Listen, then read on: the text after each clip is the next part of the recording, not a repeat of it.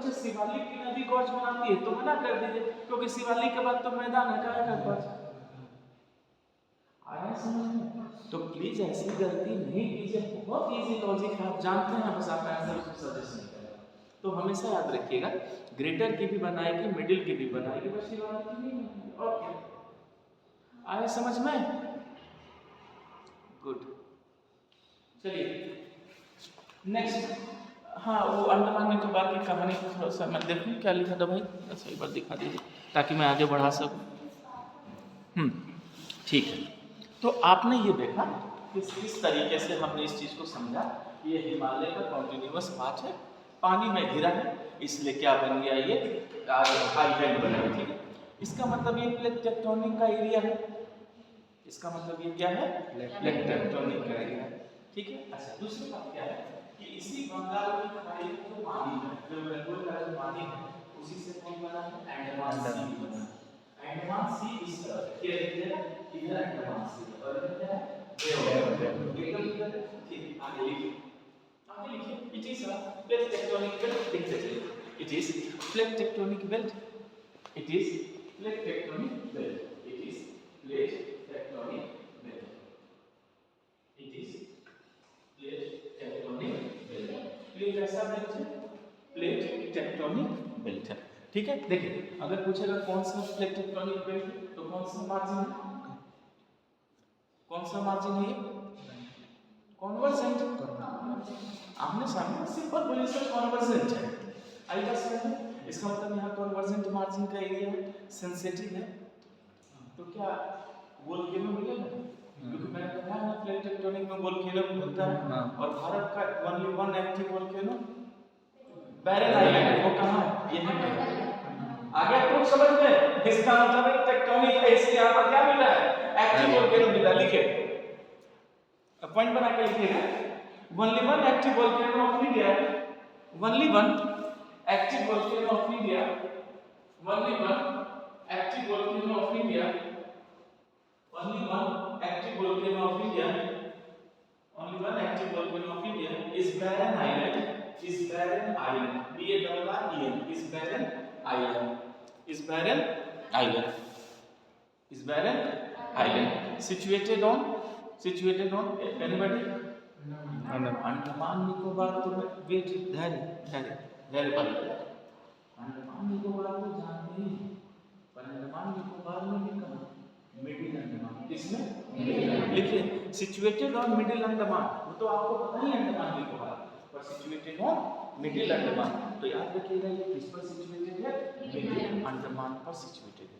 ठीक है, इस चीज को नहीं भूलिए, दिस इज मिडिल अंडमान, इसी पर है आपका बैरन आइलैंड, जो कि भारत में है एक्टिव वोल्केनो, लेकिन एक दो दूसरे भी वोल्केनो हैं जो कि डेड है, नहीं चल रहे। ठीक है, तो वो भी पॉइंट बना के लिख लीजिए, पॉइंट बना के लिखिए, टोड, TOD, टोड, टोड, ठीक है, टोड, और अचानक अभी याद आ रहा था, नाम दिमाग से स्किप हो गया, थोड़ा इस पर बना तो नाम स्किप हो जाता है दिमाग से। नारकोंडम, देखिए याद आया, NAR, टोड, फिर नारकोंडम, NARCONDAM, नारकोंडम। ठीक है, इसमें एंड लगा लीजिए दोनों के बीच में, टोड एंड नारकोंडम, अदर बोल के, ठीक है, ये एक्टिव वगैरह नहीं है, सो इसमें टेंशन नहीं लीजिएगा। ये पूछेगा कि अगर मुझे जानकारी है तो मैं डेफिनेटली आपको बता दूंगा, तो भूलिए नहीं, टोड और नारकोंडम दोनों वोल्केनो क्या है यहाँ पे, इसीलिए यहाँ से कोई दिक्कत नहीं। ठीक है ना, अच्छा अब यहाँ से क्वेश्चन घुमा देता हूँ मैं। आपको पता है अंडमान निकोबार की राजधानी श्रीविजयपुर,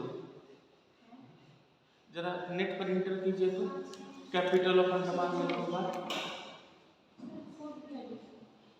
इंटर कर दीजिए।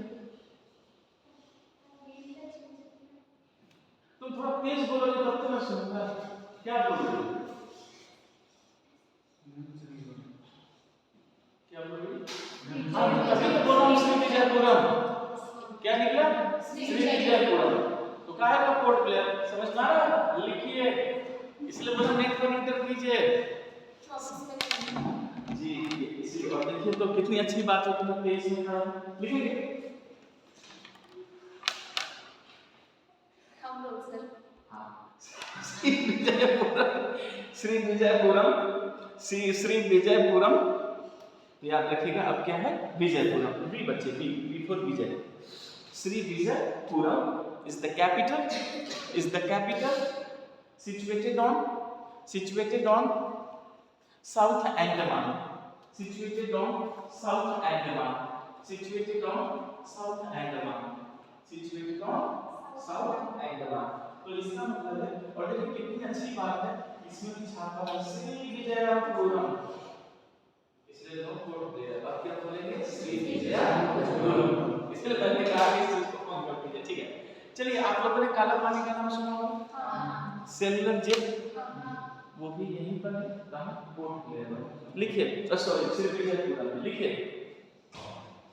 लिखेंगे world famous cellular jail, world famous cellular jail, world famous cellular jail is situated in Shri Vijayapuram, is situated in Shri Vijayapuram, is situated in Shri Vijayapuram, is situated in Shri Vijayapuram. तो बताइए वर्ल्ड फेमस सेलुलर जेल कहाँ है, क्या बोलिएगा श्री विजयपुरम में, यानी इसी राजधानी श्री विजयपुरम में ही आपका कौन लोकेट है बच्चे, श्री विजयपुरम में ही सेलुलर जेल काला पानी जी, विनायक दामोदर सावरकर वो इसी जेल में थे। और याद रखिए मैं किसी का पक्षधर नहीं या किसी का मैं विपक्षी नहीं, जिनको 2 बार उम्र कैद मिली, कितनी साल उन्होंने यहाँ सजा काटी, सो रिस्पेक्ट आवर, किसी की बात में नहीं आना, कोई क्या था कोई क्या था, रिस्पेक्ट आवर एंसेस्टर्स लाइक वीर और रिस्पेक्ट, इज इट ठीक है। तो ये जो काला पानी है उन्हीं को भेजा जाता था जिनको ज़्यादा गर्मी चढ़ी रहती थी कि उनको आज़ादी चाहिए, तो अंग्रेज बोलते थे अच्छा आज़ादी चाहिए, जाइए सेलुलर जेल, और वहाँ भेज देते थे। इतनी बुरी सजा, इतनी बुरी सजा, न उठना न बैठना न खाना न पीना, बहुत बुरी सजा। इसलिए एक बैल नारियल से जितना तेल निकालता था, अब बैल और हमें तो बहुत अंतर है, हमें मतलब और लोगों की बात कर रहा हूँ, डायरेक्ट मुझे देखना मैं तो कन्फर्म कर क्लियर करना चाहिए। तो बैल और हमें तो बहुत अंतर है, तो एक बैल जितना ऑयल निकालता था उससे ज़्यादा तेल वो निकालते थे फ्रीडम फाइटर। आप सोचिए क्या स्थिति रही होगी हंटर की जो, और मैंने तो कहा है मैंने इस जेल को देख रखा है, मतलब रहा नहीं मैं गया है, तो मैंने देखा है एक कमरा जिसमें 3 लोगों को फांसी चढ़ाना एक साथ, उनको हंटर मारने का वो तेल वो सब चीज़ें हैं। तो कहीं ना कहीं वो लोग जो आपको आज़ादी दिलाना चाहते हैं उनका खून ही तो है वहाँ पर, इसीलिए तो ऐसा मत सोचिएगा कि यह आज़ादी जो है आपको मुफ्त में मिलेगी, मुफ्त में कुछ नहीं मिलता, ऑक्सीजन भी नहीं मिलता बच्चे, जो बाहर जाकर मिलता है वो सांस लेता है वो भी मुफ्त का नहीं मिलता।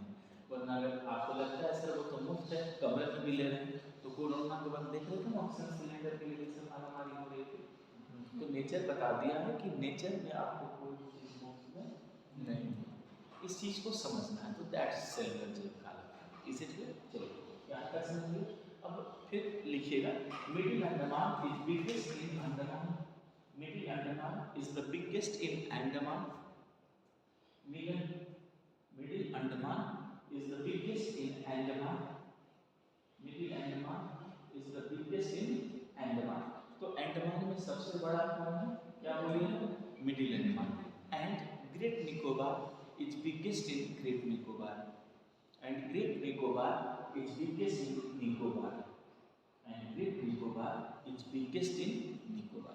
अच्छा और निकोबार में सबसे बड़ा कौन है, क्या बोलिएगा ग्रेट, तो ग्रेट निकोबार बिगेस्ट है किसमें, निकोबार में, और मिडिल अंडमान बिगेस्ट है किसमें, अंडमान।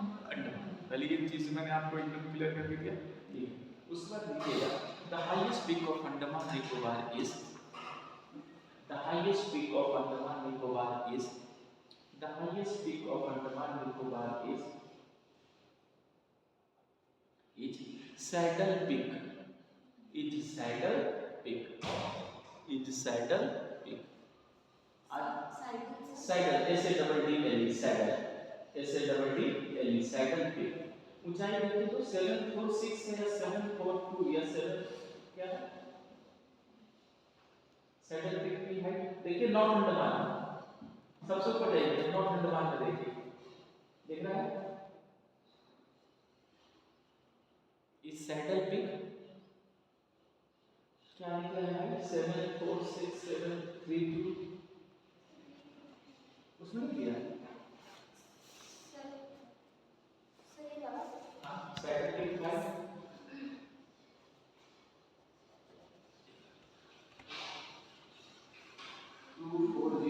732 लिखा था हाँ 732 मीटर सही है 732 मीटर आपको साइड में कितनी दिखा 73 नहीं दिखा तो कोई बात नहीं ये कोई अपराध नहीं भारतीय दंड संहिता नहीं हाँ यही है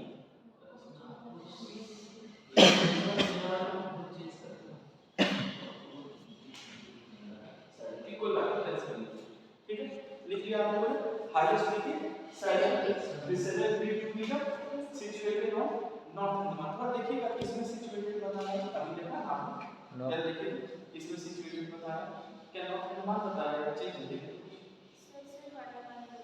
हां नॉर्थ चलिए कोई चीज नहीं ठीक है नॉर्थ अंडमान हां देखिए ठीक है देखिए एक्सेस में नहीं बचा लेकिन वो मेरे दिमाग से चल रहा है मैंने क्या करना लाइव टेलीकास्ट करना यहाँ आधा दिमाग से ज्यादा तो पढ़ा रहा हूँ मतलब सोच रहा हूँ और फिर एक दिमाग से आपको लाइव टेलीकास्ट करके नोट्स दे रहा हूँ नथिंग एल्स और कुछ नहीं ये सब सिर्फ मेहनत से हुआ है सिर्फ मेहनत से हुआ है ये किसी के साथ हो सकता है इज इट तो 73 मीटर और कहाँ सिचुएटेड है नॉर्थ अंडमान ठीक नेक्स्ट वर्ड देखिए माउंट थुलियर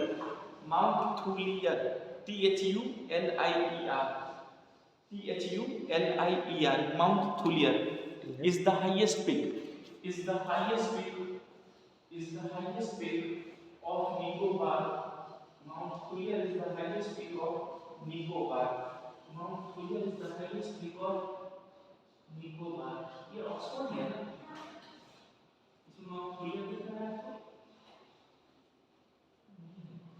ठीक है, is the highest peak of Nicobar, situated on Great Nicobar. देखिए situated on Great Nicobar. मैं बता रहा हूँ situated on Great Nicobar. इसका हाइट देखिए तो 646 है क्या 646 के करीब देखिएगा तो इसका हाइट माउंट थुलियर और लोकेशन देख लीजिएगा फिर ग्रेट निकोबार ये जो मैंने बोल दिया इसको मैं बोल दिया और एक बार मैं कमिटमेंट कर देता हूं कि मैं पूरे हमले की बात सुनता हूं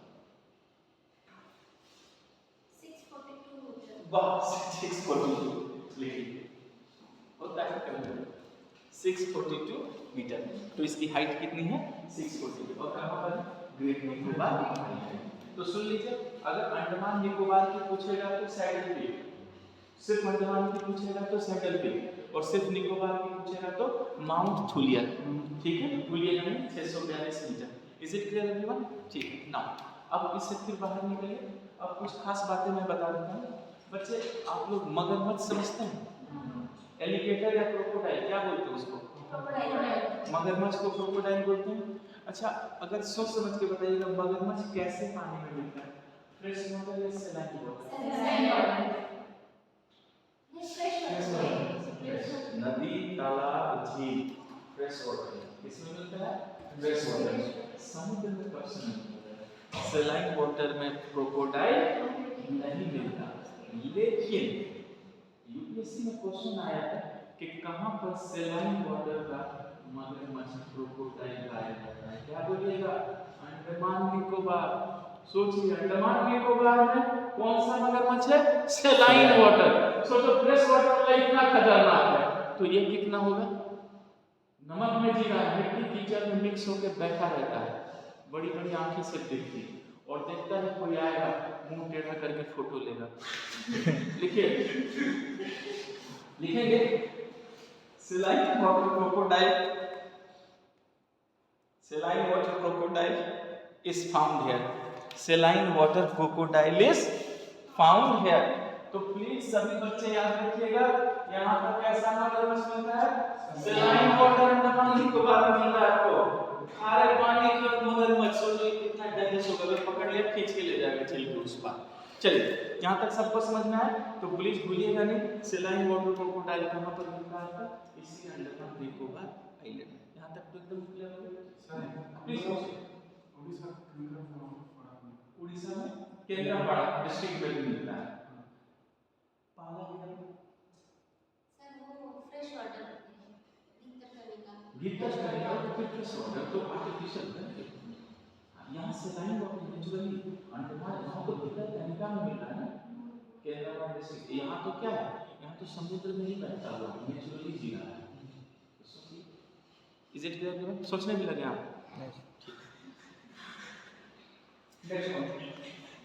लिखेंगे some tribals are found here, some tribals are found here, some tribals are found here, some tribals are found here, some tribals are found here। यहाँ पर कुछ ट्राइबल्स भी मिलते हैं, लाइक बोलिए बच्चे क्या बोल रहे हैं? एकदम से क्या? सेंटिनल्स या सेंटिलीज? सेंटिलीज लिखिए, Sentinelese comma Onge ONG Onge comma Jarawa comma Shompen. मैंने देखा है यार वो देखो शैंपेन समझ गए? लिख लो कौन किया शैंपेन? देख रहे दोनों मेरा पीएच इस बात में बुराई नहीं, मेरे से नहीं पूछा, ये गलत बात है। शैंपेन कॉमा ठीक है comma great Andamani comma Nicobari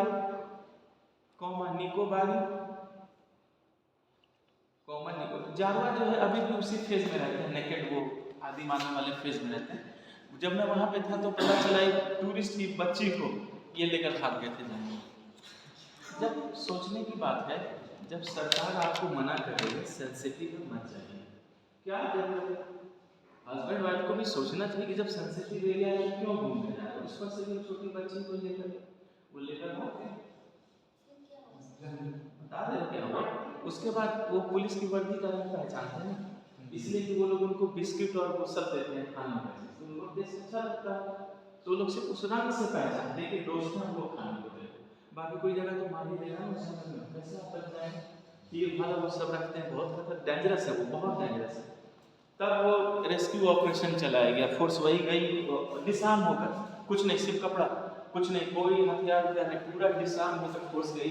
सोचिए फोर्स भी तो अपना जान जोखिम में दी।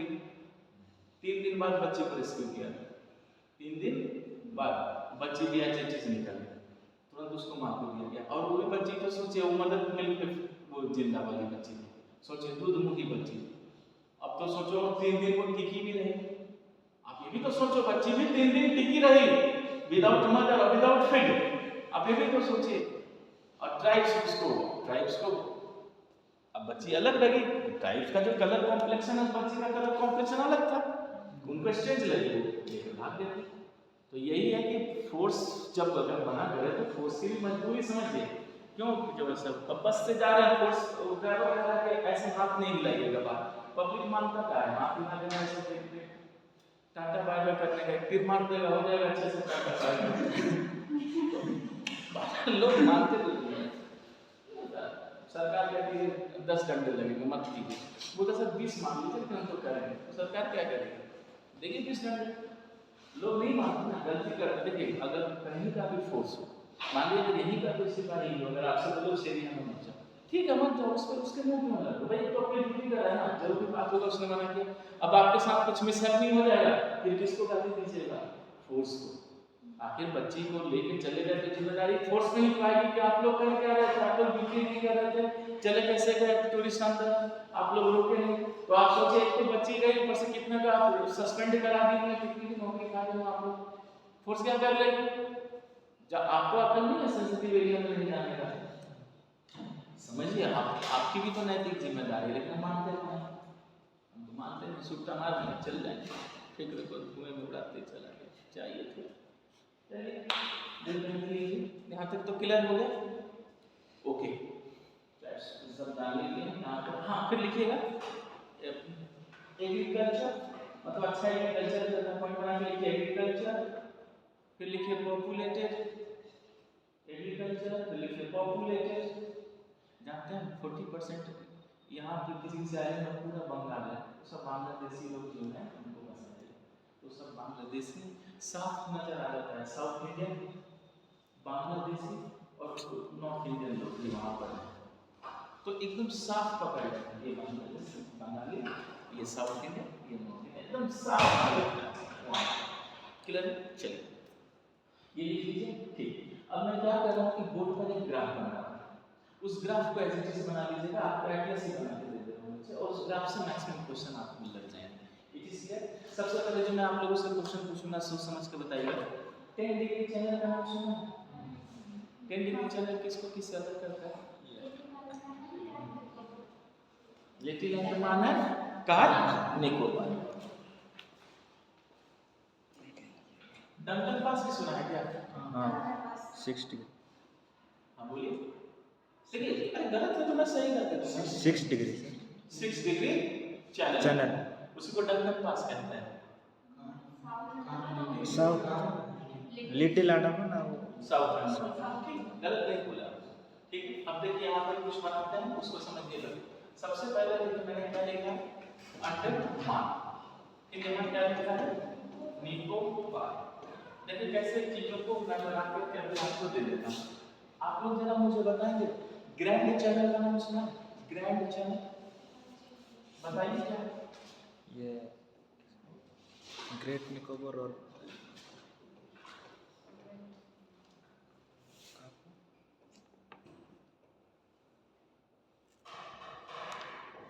अच्छा कोको चैनल का नाम सुना है?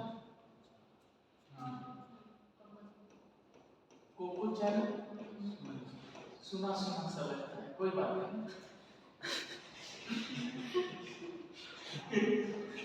ऐसा क्यों होता है?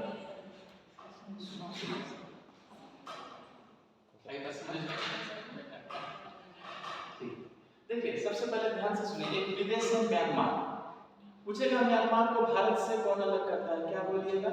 Coco channel. अंडमान निकोबार को म्यांमार से कौन अलग करता है, क्या बोलिएगा? Coco channel. इंडोनेशिया को इंडिया से कौन अलग करता है? Grand channel. इंडोनेशिया को अंडमान निकोबार से कौन अलग करता है? ग्रैंड। पहले इसको पढ़ना जरूरी है, मान लीजिए ऊपर पढ़ा दो और ये पूछते हैं तो क्या करेंगे? ठीक है चलिए अब देखिए अंडमान है और निकोबार है, अंडमान और निकोबार को कौन अलग करता है? एकदम सिंपल। अब मैं अंडमान का डिवीजन कर रहा हूं, देखिए सबसे पहले क्या लिखा मैंने? नॉर्थ अंडमान, ठीक, फिर क्या लिखा मैंने?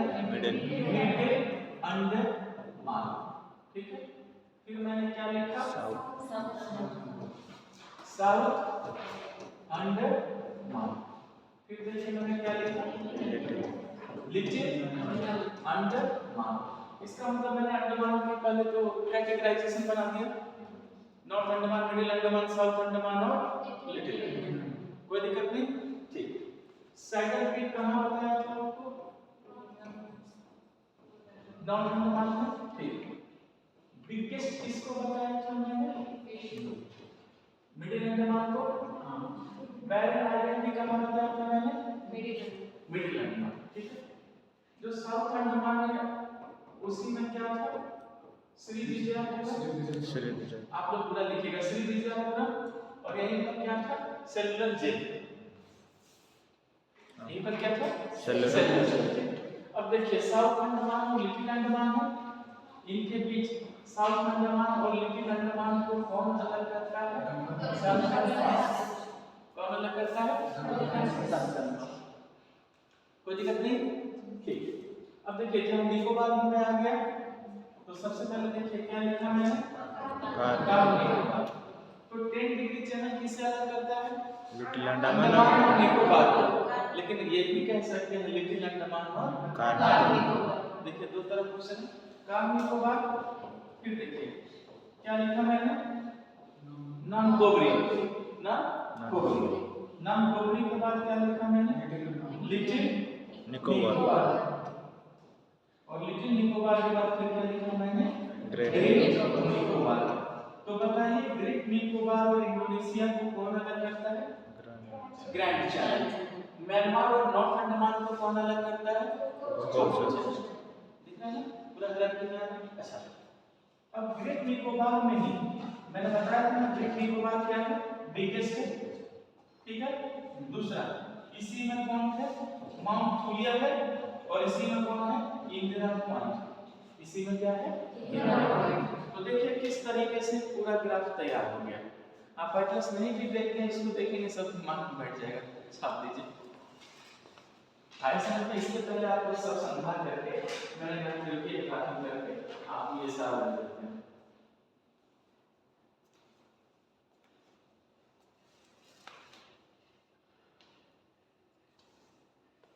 आज के स्टूडेंट कम हो रहे हैं, मतलब इतना अच्छा पढ़ रहा हूँ।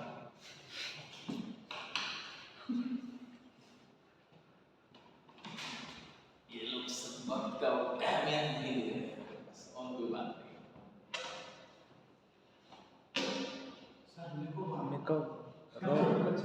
निकोरॉब लिखा का नहीं, निकोबार है, वो निकोरब लिख गलती से लिख दिया। निकोबार होता है, आप जान ही रहे हैं, ह्यूमन मान तो गलतियों का पुतला है।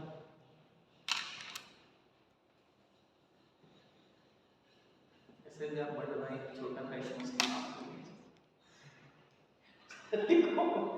निकोरब लिखा दिया, नहीं निकोबार है। आप तो चलो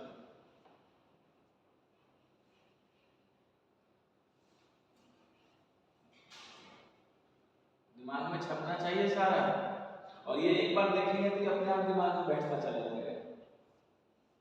अंडमान हो गया, निकोबार हो गया, उसका भी पूरा कैटेगराइजेशन कर दिया। यहाँ जाकर के हमने रीजनल एरिया तो कंप्लीट कर लिया।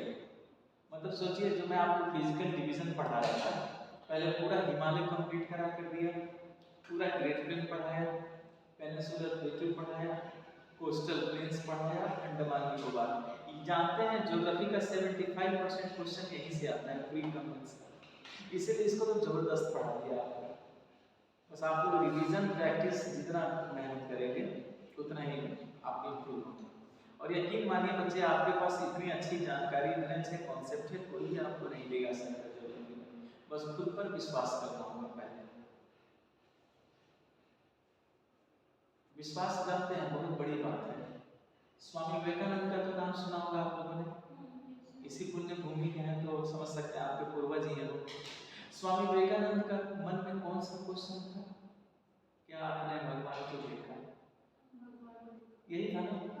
तो उनको कोई बोला कि जाओ काली मंदिर रामकृष्ण परमहंस के पास, वो तुम्हें दिखा देंगे।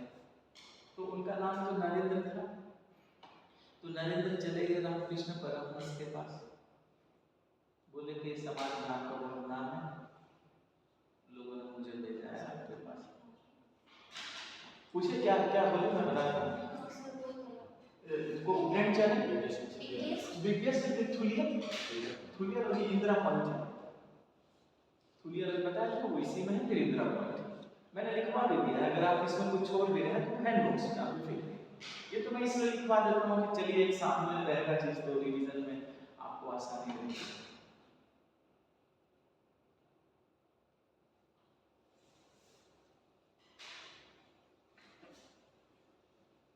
ओके बेटा,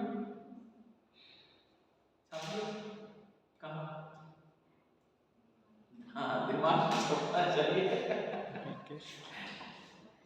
क्या लिखा सर? बिगेस्ट, हाँ सबसे बड़ा है, फिर थुलिया, और फिर इंदिरा पॉइंट। इंदिरा पॉइंट यहीं पर। ओके ना, अब यहाँ से बच्चे क्या कीजिए, जैसा कि जो मैं आपको पढ़ा रहा था भारत का फिजिकल डिवीजन, तो फिजिकल डिवीजन में मैंने आपको 5 चीजें बताई। पूरा ऊपर से लेकर सबसे पहले आपने पूरे हिमालय को कवर किया, पूरा कैटेगरीज, फिर आपने पूरे प्लेन्स को पढ़ा अच्छे से, प्लेन के बाद आपने पूरे पेनिनसुलर प्लेटू को पढ़ा अच्छे से, फिर आपने कोस्टल प्लेन पढ़ा है अच्छे से, फिर क्या पढ़ लिया आपने? आप उस आइलैंड की बात कर रहे थे, तो देखिए बच्चे ऐसे अलग नहीं करके पढ़ाऊंगा, उसी में पढ़ाऊंगा तो मजा आएगा। इस तरह से कैसे पढ़ना है, यहाँ पर जाकर के हमने पूरे इंडिया के फिजिकल डिवीजन को पढ़ लिया। जनरली इसको ही लोग रीजनल इंडिया भी बोल देते थे, लेकिन आपने बखूबी पढ़ा। अब एक काम करते हैं, आपने भारत की जमीन को ऊपर ऊपर पढ़ा, यानी आपने भारत के रिलीफ को पढ़ा। क्या पढ़ा है? रिलीफ को, क्योंकि मैंने कहा था ऊपर बराबर में क्या होता है? रिलीफ। तो आपने भारत के रिलीफ को तो पढ़ लिया, लेकिन अब हमें भारत की जमीन को भी पढ़ना है। जमीन कहने का मतलब ये जमीन के अंदर कुआं जैसा खोदना है, गड्ढा खोदना है, और इसके स्ट्रक्चर को देखना है, इसके स्ट्रक्चर को देखना है। अगर आप लोग तो ये साउंड, हाँ वो लोग काम कर रहे हैं, मत लो, ठीक है। तो इस बात को याद रखिएगा कि अगर आप भारत के उम्र की बात कीजिए, इंडिया के एज की बात कीजिए, तो जब ये अर्थ बना था वही तो एज होगा। तो ये अर्थ बना था आज से 4.6 billion years ago, 4.6 billion years ago, आज से 4.6 बिलियन ईयर्स पहले। इसका मतलब है भारत का इतिहास भी इतना ही पुराना है जितना कि इस अर्थ का। तो ऐसा नहीं लगता कि 4.6 बिलियन ईयर्स अगो जब ये जमीन बना था तो इस जमीन का समय कैसे बदला, जिसको पीरियड बोलते हैं। पीरियड कैसे बदला, उसके बाद स्ट्रक्चर कैसे बदला, क्योंकि हर पीरियड का स्ट्रक्चर होगा, और स्ट्रक्चर होगा तो फिर रॉक होगा, फिर क्या होगा? रॉक होगा। इसका मतलब है कि अब आपको पीरियड भी पढ़ना है, स्ट्रक्चर भी पढ़ना है, और रॉक भी पढ़ना है। यही है ना, क्योंकि यहाँ तो रॉक से बना है। और ये कब से पढ़ना है? आज से 4.6 बिलियन ईयर्स अगो। यानी बड़े भाई आज से 4.6 बिलियन ईयर्स आपको पहले जाना है। आगे बात समझ में? आज से 4.6 ईयर्स अगो आपको जाना है पहले, वहां से शुरू करके कहाँ लेकर आना है? आज। इसी को कहते हैं जियोलॉजिकल स्ट्रक्चर। क्या बोलते हैं इसको? Geological structure. तो हमारा अगला जो इम्पोर्टेंट चैप्टर है उसका नाम है geological structure of India. Heading दीजिए, जियोलॉजिकल स्ट्रक्चर ऑफ इंडिया। कुछ दिखाना है? ठीक ठीक है, जियोलॉजिकल स्ट्रक्चर ऑफ इंडिया। आगे बात समझ में? Geological structure of India. India चल रहा है ना, तो देखिए आप ऐसे नहीं, इंडियन ज्योग्राफी में आ जाइए, ठीक है। ये देखिए, लाइए पेंसिल या पेन जो दे दीजिए बड़े में, ठीक है। देखिए सबसे पहले मैंने आपको रिलीफ पूरा पढ़ा दिया, ड्रेनेज सिस्टम, वाटर सेट अभी पढ़ाऊंगा, पढ़ाए नहीं पढ़ाऊंगा। फिजियोग्राफिक रीजन पूरा पढ़ा दिया, मैकेनिज्म मॉनसून पढ़ाऊंगा, साइक्लोन तो पढ़ा दिया है, ये सब पढ़ा दिया है। फ्लड ड्राउट है, क्लाइमेटिक रीजन अभी पढ़ाऊंगा, मिट्टी भी पढ़ाऊंगा, ये भी पढ़ाऊंगा। समझ में आया? इसका मतलब है जो मैं चैप्टर अभी आपको पढ़ाने जा रहा हूँ वो आप में नहीं है, वो आप में नहीं है, लेकिन यहाँ पर क्या है? स्ट्रक्चर दिख रहा है ना, कहीं स्ट्रक्चर में ही पूछ दे तो। क्लियर हो गया? तो ये आपका ओएस का सिलेबस है, ठीक है ना, इसलिए। और जीएस में तो ये भी पूछना है। क्लियर है? बेसिकली आपका जितना सिलेबस है उससे अलग भी जो चीज़ें है वो आप नहीं समझेंगे, वो मैं करा के दूंगा। हेडिंग दीजिए सभी लोग, geological structure of India. Geological structure of India, geological, ठीक है बच्चे। देखिए इसको कहते हैं भूगर्भ, भू जमीन, गर्भ मतलब गहराई, उसका स्ट्रक्चर। तो ये पढ़ाना बहुत इजी है। बहुत इजी क्यों इसलिए कह रहा हूँ क्योंकि इससे क्वेश्चन ना के बराबर आता है, लेकिन इसके बेस से क्वेश्चन आते हैं, इसलिए बहुत सारी जगह ये नहीं पढ़ाई जाती, जनरली नहीं पढ़ाते, लेकिन मैं फिर भी पढ़ाता हूँ क्योंकि मैं एक फॉर्मूले पे पढ़ाता हूँ और एक पेज से ज़्यादा मैं नहीं लेता हूँ, इस चैप्टर को खत्म कर देता हूँ, लेकिन जो सिखा देता हूँ उसी से क्वेश्चन आता है, वो आपको एक सोच देती है, ठीक है। तो बच्चे सबसे पहले जानिए जियोलॉजिकल स्ट्रक्चर होता क्या है। लिखेंगे the study of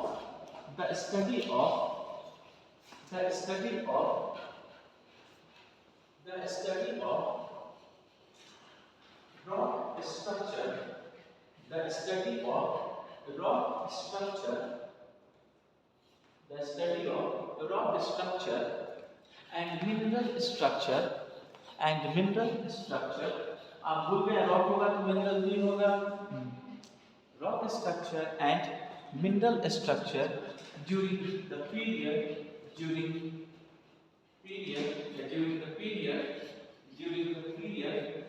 is considered as geological structure, is considered as geological structure। is considered as geological structure. Is considered as geological structure. Is considered as geological structure. कहने का मतलब होता है कि किसी भी देश का, देखिए मैं ऐसा नहीं कि आप इंडिया को पढ़ रहे हो तो इंडिया ही सोचेंगे, लेकिन एक सार्वभौमिक जो डेफिनेशन होता है वो ये कहता है आपसे कि किसी भी देश का, क्या किसी भी देश का, अगर आप ये देखेंगे उसकी जमीन को, तो सीधी सी बात है कि अगर आप जमीन को गड्ढा करते हैं नीचे तक आप जाते हैं, ठीक है, तो उसका एक रॉक स्ट्रक्चर होता है। तो जो रॉक स्ट्रक्चर होता है एक्चुअली में वही उसका मिनरल स्ट्रक्चर भी होता है। और रॉक स्ट्रक्चर एक जैसा तो नहीं होता ना, आपको पता है वेदरिंग है, इरोजन है, तमाम तरह की बातें हैं, चट्टानों का रूप बदलता है, रॉक का रूप भी बदलता है। तो समय के साथ टाइम पीरियड के साथ रॉक स्ट्रक्चर और मिनरल स्ट्रक्चर की जो स्टडी है, जो पढ़ाई है, उसी को क्या बोला जाता है, जियोलॉजिकल स्ट्रक्चर। आई बात समझ? इसका मतलब है ये अर्थ 4.6 बिलियन ईयर्स ओल्ड है, इसका मतलब इस स्ट्रक्चर की स्टडी भी कब से शुरू हो रही है, 4.6 बिलियन ईयर्स अगो। और आप लोग इस बात को जानते हैं कि भारत में जो पेनिनसुलर प्लेटू है वही तो फंडामेंटल पार्ट है। इसका मतलब है कि जो पेनिनसुलर प्लेटू है उसकी भी उम्र 4.6 बिलियन ईयर्स अगो हो गई। इसका मतलब है उसके स्ट्रक्चर को भी तो पढ़ना, समझ में आया? लिखेंगे the period of earth, the earth was made, the earth was made, the earth was made 4.6 billion years ago. The earth was made 4.6 billion years ago. 4.6 billion years ago. 4.6 billion years ago. In Precambrian,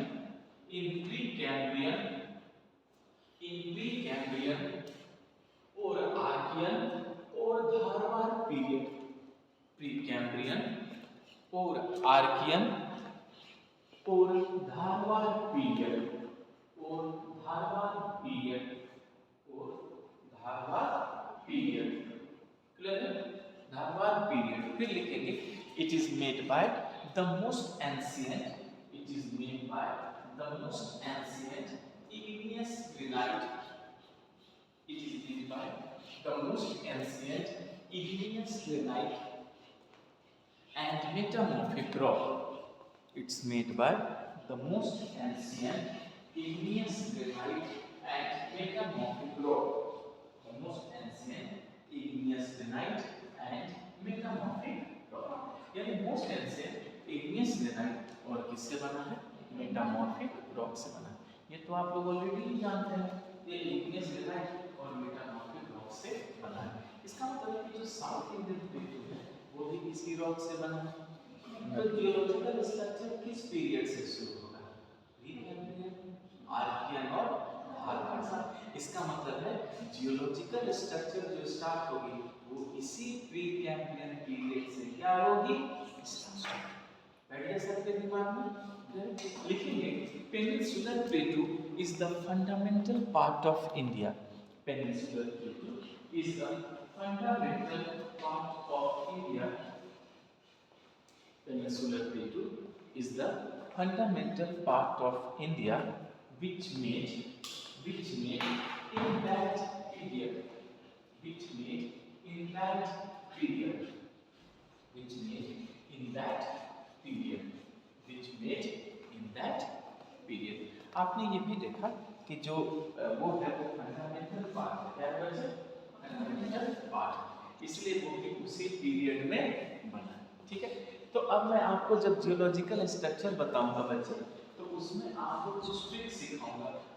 उस trick को याद रखिएगा, आपके question as it is आपको मिलेंगे। क्यों? क्योंकि आपने रॉक को अच्छे से पढ़ा है, ऑलरेडी आपके पास ये इंफॉर्मेशन है, बस उस इंफॉर्मेशन को ऐड करना है। It is clear? तो जब मैं इसको पढ़ाऊंगा तो तीन चीजें आपके दिमाग में एक साथ चलेंगी। मैं पहले बता देता हूँ। पहला चलेगा पीरियड, दूसरा चलेगा रॉक या स्ट्रक्चर, रॉक स्ट्रक्चर, और तीसरा चलेगा मिनरल। तो प्लीज इस बात को याद रखिएगा, जो पीरियड होगा वही स्ट्रक्चर का नाम भी होगा। जो पीरियड होगा वही उस रॉक स्ट्रक्चर का नाम भी होगा, और उस नाम में देखना है हमें क्या, मिडल डिफरेंस। आगे समझ। तो मैं ओल्ड से लेकर न्यू का सफर करूंगा, तो पॉइंट बना के लिखिए ओल्ड टू न्यू, यानी मैं आपको लेके जा रहा हूं 4.6 बिलियन ईयर्स अगो। चलिए आज से 4.6 बिलियन ईयर्स अगो जा रहे हैं ओल्ड से न्यू। और चलिए अब हम उस समय पहुंच गए और देख सकते हैं ये अर्थ बना है और कुछ भी नहीं, सिर्फ जमीन है, ऑक्सीजन तो है नहीं, लाइफ तो है नहीं, पेड़ पौधे तो होंगे, तो यानी इमेजिन कीजिए कि हम उस समय है और कुछ भी नहीं। तो बताइए पीरियड कब से स्टार्ट होगा, प्री कैम्ब्रियन या आर्कियन से। यहाँ पर थोड़ा सा एक चेंज मिलेगा भारत के रिस्पेक्ट में, भारत के रिस्पेक्ट में ध्यान से सुनिएगा, भारत के रिस्पेक्ट में प्री कैम्ब्रियन आर्कियन के बाद धारवार बोलते हैं। भारत के रिस्पेक्ट में प्री कैम्ब्रियन और आर्कियन के बाद किसको बोलते हैं, धारवार। लेकिन वर्ल्ड के रिस्पेक्ट में तीनों क्या है, एक है। बस इतना याद रखिएगा और कुछ नहीं, और मैं लिख भी देता हूं, आप लोग तुरंत समझ जाएंगे। तो सबसे पहले जब हम शुरू करेंगे ओल्ड से न्यू, यहाँ क्या कीजिएगा, मैं बोर्ड पर लिख देता हूँ कि मैं अभी ओल्ड से न्यू, न्यू कहने का मतलब है टिल द डेट, आज इस तारीख तक, आज जो भी हो, कितना तारीख है आज, 2 मार्च। 2 मार्च, वेरी गुड, 2 मार्च तक लेकर आना, तभी समझ में आएगा आपको। और ये मैं प्रूफ कर दूंगा कि ऑलरेडी नंबर आ चुका हूं। देखिए ओल्ड टू न्यू, तो सबसे पहले ये किससे शुरू होगा, प्री कैम्ब्रियन, किससे होगा, प्री कैम्ब्रियन। दूसरा नाम क्या बोला था मैंने इसका, आर्कियन। और मैंने कहा था दो चीजें साथ चलेंगी, प्री कैम्ब्रियन आर्कियन। आप इसी को पीरियड बोलिए या इसी को आप क्या बोलिए, स्ट्रक्चर बोलिए, कोई दिक्कत नहीं। तो चलिए पहला नाम पहला लिखिए, चलिए जैसे मैं बोर्ड पे लिख रहा हूं वैसे लिखते चलिए, लिख लीजिए।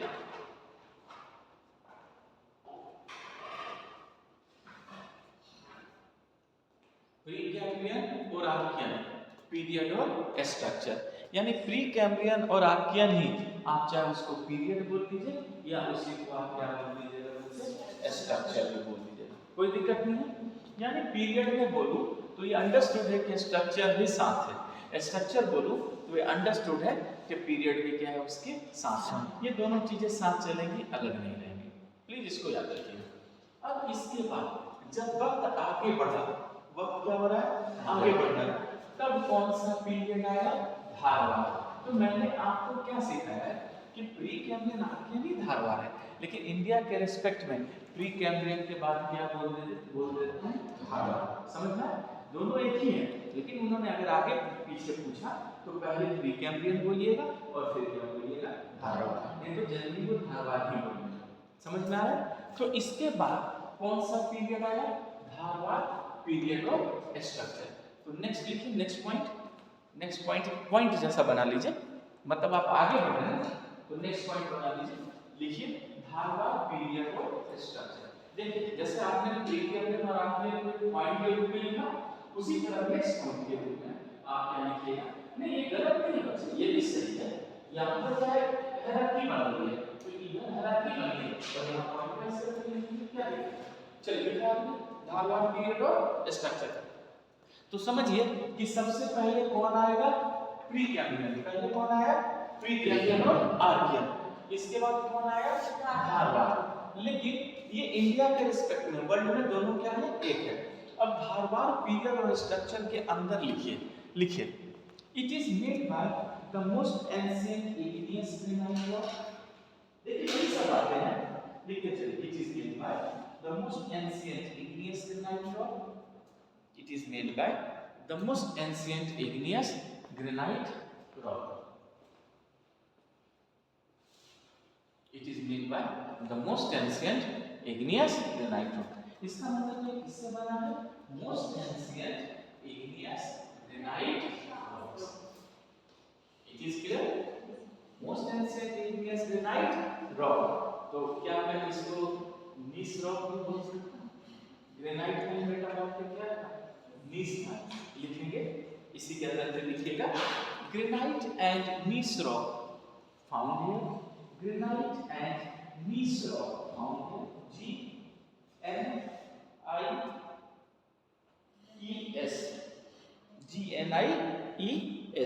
नीस rock found, granite and gneiss rock found.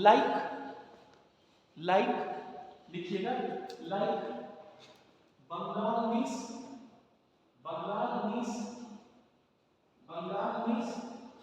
Comma Bundelkhand gneiss, comma Bundelkhand gneiss, Bengal gneiss, Bundelkhand gneiss, ठीक है, एटसेट्रा एटसेट्रा। अब यहाँ सभी लोग क्या कीजिए, इसमें कौन सा मिनरल मिलेगा, मेटल मिनरल। आगे समझ में लिखिए, metal minerals are found here, metal minerals are found here, metal minerals are found here, metal minerals are found here, metal minerals are found here. इसका मतलब है, अब सभी लोग ध्यान से सुनिए, प्री कैम्ब्रियन आर्कियन ही धारवाड़ है, लेकिन इंडिया के रिस्पेक्ट में धारवाड़ को हम आगे कह देते हैं। तो ये जो बातें मैंने आपको बताई, ये प्री कैम्ब्रियन के लिए है और ये किसके लिए है बच्चे, धारवाड़, ठीक है। अब पूछेगा कि धारवाड़ पीरियड और स्ट्रक्चर में क्या है, तो बोलिएगा ये most ancient thickness granite rock से बना है। फिर बोलिएगा कि इसमें ग्रेनाइट रॉक भी है, नीस रॉक भी है, जैसे बुंदेलखंड नीस, बंगाल नीस, क्लियर हो गया। अच्छा, इसमें क्या मिलेगा, मेटल मिनरल। तो आपको ऐसे भी पता है कि सारा मेटल मिनरल्स इसी में मिलता है, और पूरा का पूरा साउथ इंडियन प्लेटू, पेनिनसुलर प्लेटू, मैंने पहले ही बताया मेटल मिनरल में क्या है, रिच है। इसका मतलब इसमें पूरा का पूरा साउथ इंडियन प्लेटू का पार्ट आ जाएगा। तो देखिए ये तो साउथ इंडियन प्लेटू है, क्लियर हो चुका, ठीक। अब इसके बाद क्या हुआ, नया पीरियड और स्ट्रक्चर आया। लेकिन नया पीरियड और स्ट्रक्चर कैसे आया, देखिए पीरियड तो वक्त को बताता है और स्ट्रक्चर किसको बताता है, रॉक को। तो आप जरा सोचिए कि नया पीरियड और स्ट्रक्चर कैसे आएगा, क्या बोलिएगा, कैसे आएगा नया पीरियड और स्ट्रक्चर। देखिए स्ट्रक्चर मतलब रॉक को बदलना होगा, स्ट्रक्चर का मतलब रॉक को क्या होगा, बदलना होगा, और जब रॉक बदलेगा तभी तो नया पीरियड और स्ट्रक्चर आएगा। तो रॉक कैसे बदल सकता है, क्या बोला आपने, क्लाइमेट से, आपने फोर्स, आपने क्या बोला, आपने एक्सटर्नल फोर्स, आप क्या बोल रही थी, फोर्स से। देखिए बच्चे, क्लाइमेट में चीजों को बदलता है नो डाउट, लेकिन यहाँ पर हम फोर्स को ज्यादा प्रयोग करते हैं, क्योंकि क्लाइमेट हजारों लाखों साल की बात करता है, लेकिन फोर्स क्या फंक्शन, ठीक है। तो क्या होगा, इस रॉक का मतलब धारवाड़ का क्या होगा, वेदरिंग होगा, इरोजन होगा, ठीक है। लिखेंगे, after the weathering and erosion of Dharwad structure, after the weathering and erosion of Dharwad structure, after the weathering and erosion of Dharwad structure, after the weathering and erosion of Dharwad structure, okay, a new structure or period starts, a new period or structure starts, new period or structure starts। ठीक समझ में आया, जब weathering और erosion होगा तो एक नया पीरियड और स्ट्रक्चर बनेगा। तो इसका मतलब है कि धारवाड़ के बाद अब हमें देखना है कि हमारा अगला पीरियड और स्ट्रक्चर कौन बनेगा। तो सब लोग याद रखिएगा कि धारवाड़ के बाद जो हमारा अगला पीरियड और स्ट्रक्चर बनेगा उसका नाम है कुडप्पा। क्या नाम है, कुडप्पा। कहीं पर इसको कडप्पा भी बोल देते हैं। लिखिएगा कुडप्पा पीरियड और स्ट्रक्चर। नेक्स्ट लिखिएगा कुडप्पा पीरियड और स्ट्रक्चर। अब नया पीरियड आया, कुडप्पा पीरियड और स्ट्रक्चर। प्लीज वो स्ट्रक्चर का ही नाम पूछते हैं, बताइए इसके बाद क्या है आपका, ठीक है। अच्छा, अब बच्चे सभी लोग देखिए, जैसे आपने लिखा कुडप्पा पीरियड और स्ट्रक्चर, तो बताइए कि धारवाड़ के बाद कौन सा पीरियड और स्ट्रक्चर आया, कुडप्पा पीरियड और स्ट्रक्चर। अब ये जानिए कि इस पीरियड में या इस स्ट्रक्चर में कौन सा मिनरल बना। एक ही मिनरल बहुत इंपॉर्टेंट है, लाइमस्टोन, चूना। याद रखिए, पूछता है चूना किस पीरियड में मिला, बोलिएगा कुडप्पा। ये भी पूछते हैं चूना किस स्ट्रक्चर में मिला, तो भी बोलिएगा कुडप्पा स्ट्रक्चर। और अगर रॉक पूछा तो सेडिमेंट्री एकदम सटीक रॉक। तो रॉक तो पता है कि पहले सेडिमेंट्री है, स्ट्रक्चर पूछा तो कुडप्पा, पीरियड पूछा तो कुडप्पा। देखो कितना इजी है, लिखिए, लिखेंगे limestone mineral is found in this structure. Limestone mineral is found in this structure. Limestone mineral is found in this structure. Limestone mineral is found in this structure. तो बताइए इस स्ट्रक्चर में कौन सा मिनरल मिला? लाइमस्टोन। अब मैं आपको आंध्र प्रदेश के दो जगह का नाम बता देता हूँ, याद रखिए। आंध्र प्रदेश के एक जिले का नाम ही था कुडप्पा जिला। आप लोगों ने नाम सुना है इनका, येदुरप्पा राजशेखर रेड्डी, हेलीकॉप्टर क्रैश में जिनकी मौत हुई थी, उन्हीं के नाम पर इस जिले का नाम बदलकर अब वाईएसआर जिला कर दिया गया है। तो कुडप्पा में दो एरिया है, एक का नाम है चियार वैली और एक का नाम है पापघनी। पापघनी और चियार वैली दोनों में चूना मिलता है और दोनों इसी स्ट्रक्चर का, इसलिए पॉइंट बना के दोनों का नाम लिख लीजिए। पॉइंट बना के लिखिए, चियार वैली, चियार वैली, चियार वैली,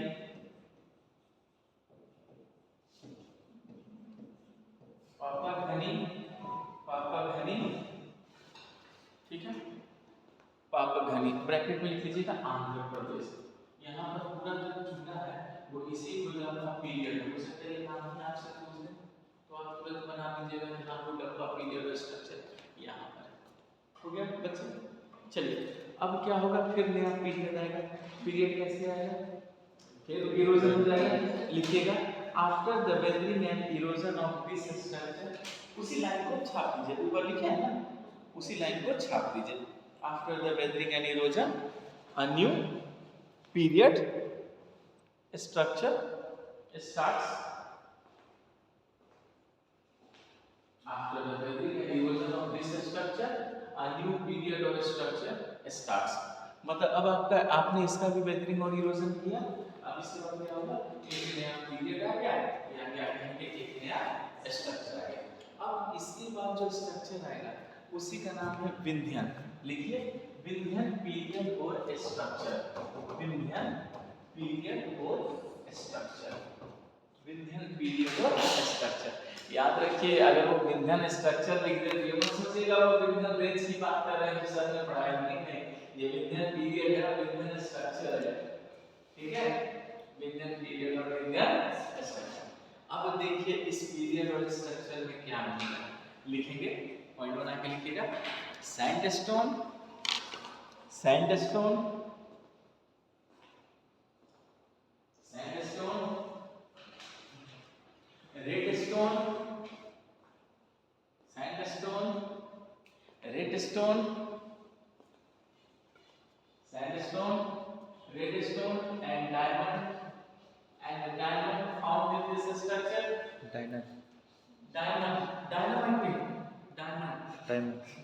डायनामाइट मिलेगा। गजब बात करना, डायमंड, मैं ही डर गया था। नहीं सर, सुनाइए। सुनाइए क्या बोलता है मेरे साथ। डायमंड रिंग डायमंड का बनता है, डायनामाइट का नहीं।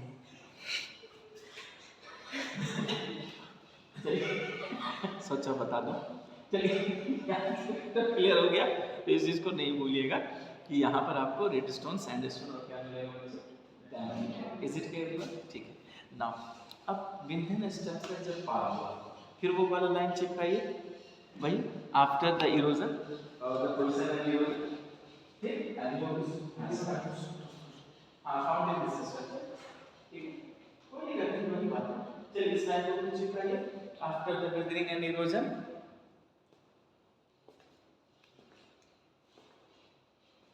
after the weathering and erosion a new period or structure starts, a new period or structure starts। यानी अब इसका भी weathering और erosion हो गया, ठीक है। इसके बाद फिर क्या हो गया, एक नया पीरियड आ गया और एक नया क्या हो गया बच्चे, देखिए गोंडवाना पीरियड और स्ट्रक्चर आ गया ना, गोंडवाना पीरियड और स्ट्रक्चर। अब आ गया तो गोंडवाना पीरियड और स्ट्रक्चर, गोंडवाना पीरियड और स्ट्रक्चर। अब बचे तो गोंडवाना पीरियड और स्ट्रक्चर।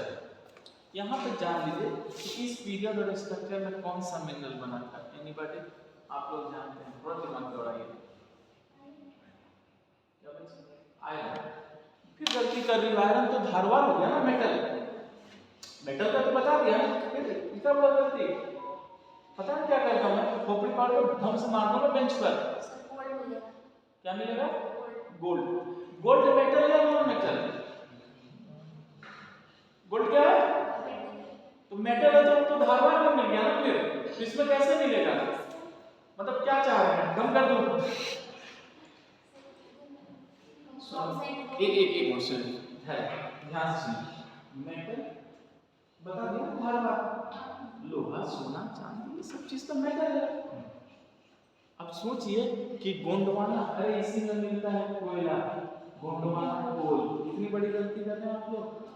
गोंडवाना ऊपर कोल, कोयला ही तो आता है, कोयला समझते हैं आप, पानी में तैरता है छोटा सा। लिखिए लिखिए, coal mineral, coal mineral is found in this structure. इतनी बड़ी गलती। Coal mineral is found in this structure.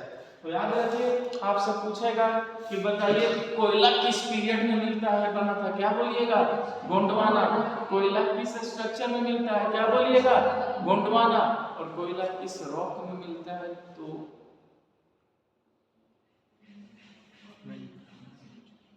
Rock पूछा तो अरे बताओ, सब तो जानते हैं आप लोग। सेडिमेंट्री।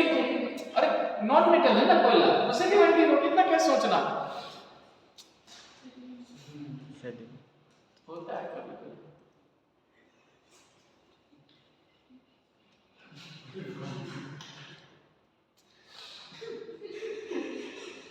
कोई बात नहीं, कोई बात नहीं, मैंने कुछ पी लिया,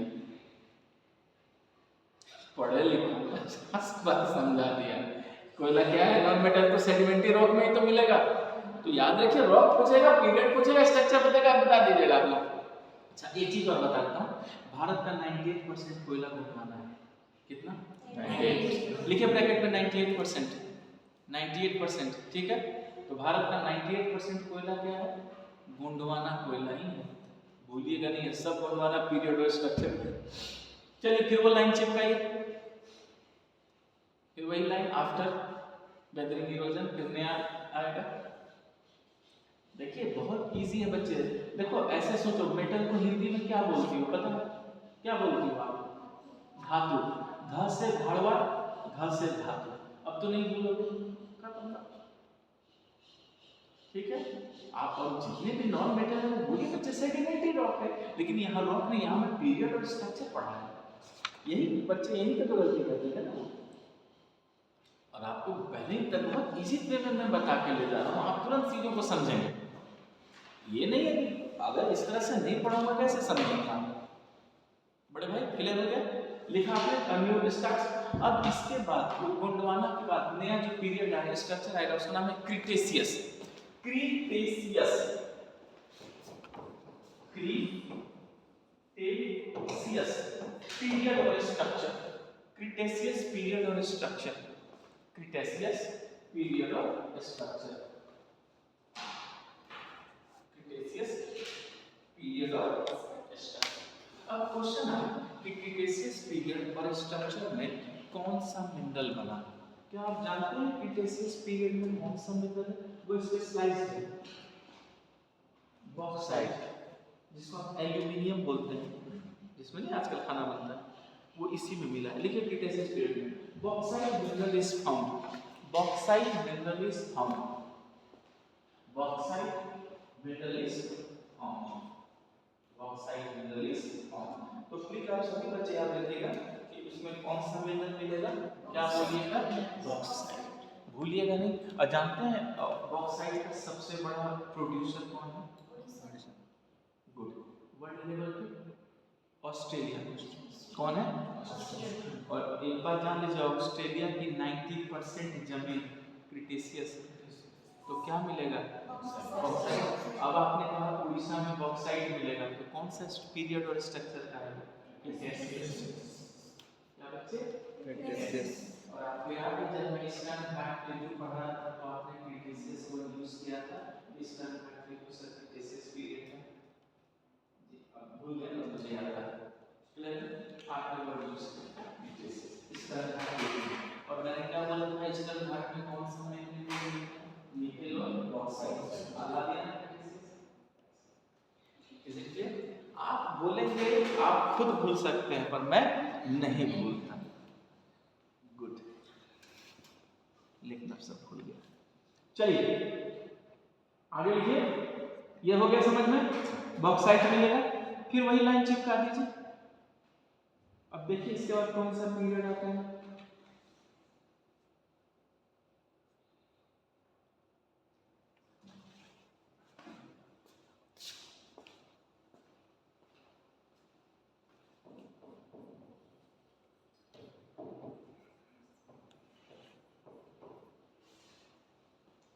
टर्शियरी पीरियड और स्ट्रक्चर टर्शियरी पीरियड से कुछ याद आ रहा है क्या आप लोगों को हिमालय के पीरियड में ये हिमालय का पीरियड लिखिए टर्शियरी पीरियड और स्ट्रक्चर क्या आप में से कोई जानते हैं कि टर्शियरी पीरियड और स्ट्रक्चर में कौन सा मिनरल एक ही मिनरल है बहुत इंपॉर्टेंट पूछा जा चुका है लगाइए दिमाग बोलिए पेट्रोलियम इसी पीरियड में मिलता है क्या petroleum natural gas crude oil mineral oil जो बोलते हैं लिखिए all the petro products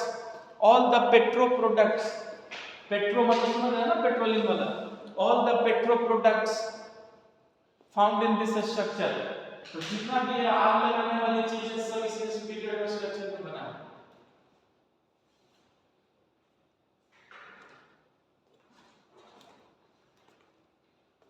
period और स्ट्रक्चर तो बताइए पेट्रोलियम किस पीरियड में मिला टर्शियरी किस स्ट्रक्चर में मिलेगा टर्शियरी और किस रॉक में मिलेगा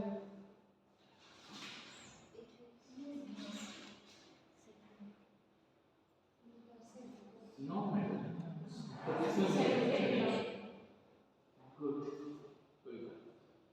फिर से कह रहा हूं जो मिडल है वो कहां मिलेगा इग्नियस रॉक और जो नॉन मेटल है वो कहां मिलेगा सेडिमेंट्री कितनी बार समझाया तो भूलिएगा नहीं कि पेट्रोल जो डीजल है वो इसी टर्शियरी पीरियड और स्ट्रक्चर में बना था बच्चे जो सेडिमेंट्री रॉक में मिला अब बताइए आपका जो राखा बेसिन है कृष्णा गोदावरी में वो पेट्रोलियम प्रोडक्ट है रिलायंस का तो रावा बेसिन में कौन सा स्ट्रक्चर है टर्शियरी स्ट्रक्चर और कौन सा रॉक है सेडिमेंट्री रॉक तो बच्चे मत भूलिएगा सेडिमेंट्री रॉक और टर्शियरी स्ट्रक्चर में ही ये पूरा पेट्रोल डीजल बना था तो सोचिए जब हिमालय बन रहा था उसी समय ये तेल भी बन रहा था समझ में आ रहा है ठीक अब इसके बाद फिर वही लाइन चिपकाइए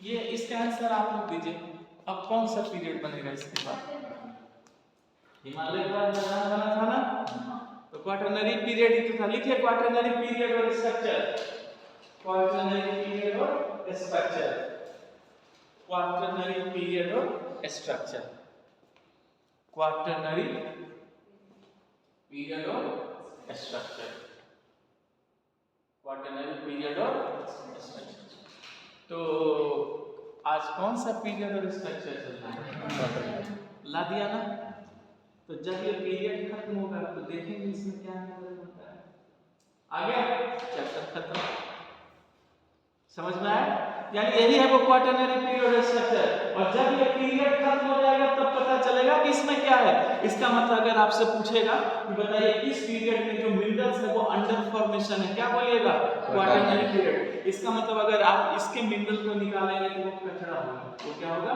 कचरा होगा क्योंकि वो अभी पूरे तरीके से तैयार नहीं हुआ है इज इट क्लियर एवरीवन चलिए अब क्या कीजिए ब्रैकेट में इस फार्मूले को लीजिए तो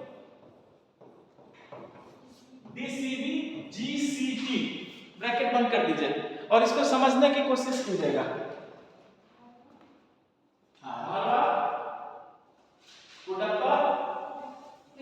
विंध्या गोंडवाना क्रेटेशियस टर्शियस। बस DCD GCD। अगर आपसे पूछते हैं और देखो क्वेश्चन क्या पूछेंगे, क्वेश्चन पूछेंगे कि बताइए कि इसमें कौन सा मिनरल मिला। अगर ऐसे पूछेंगे तो आप तुरंत बता देंगे, ठीक।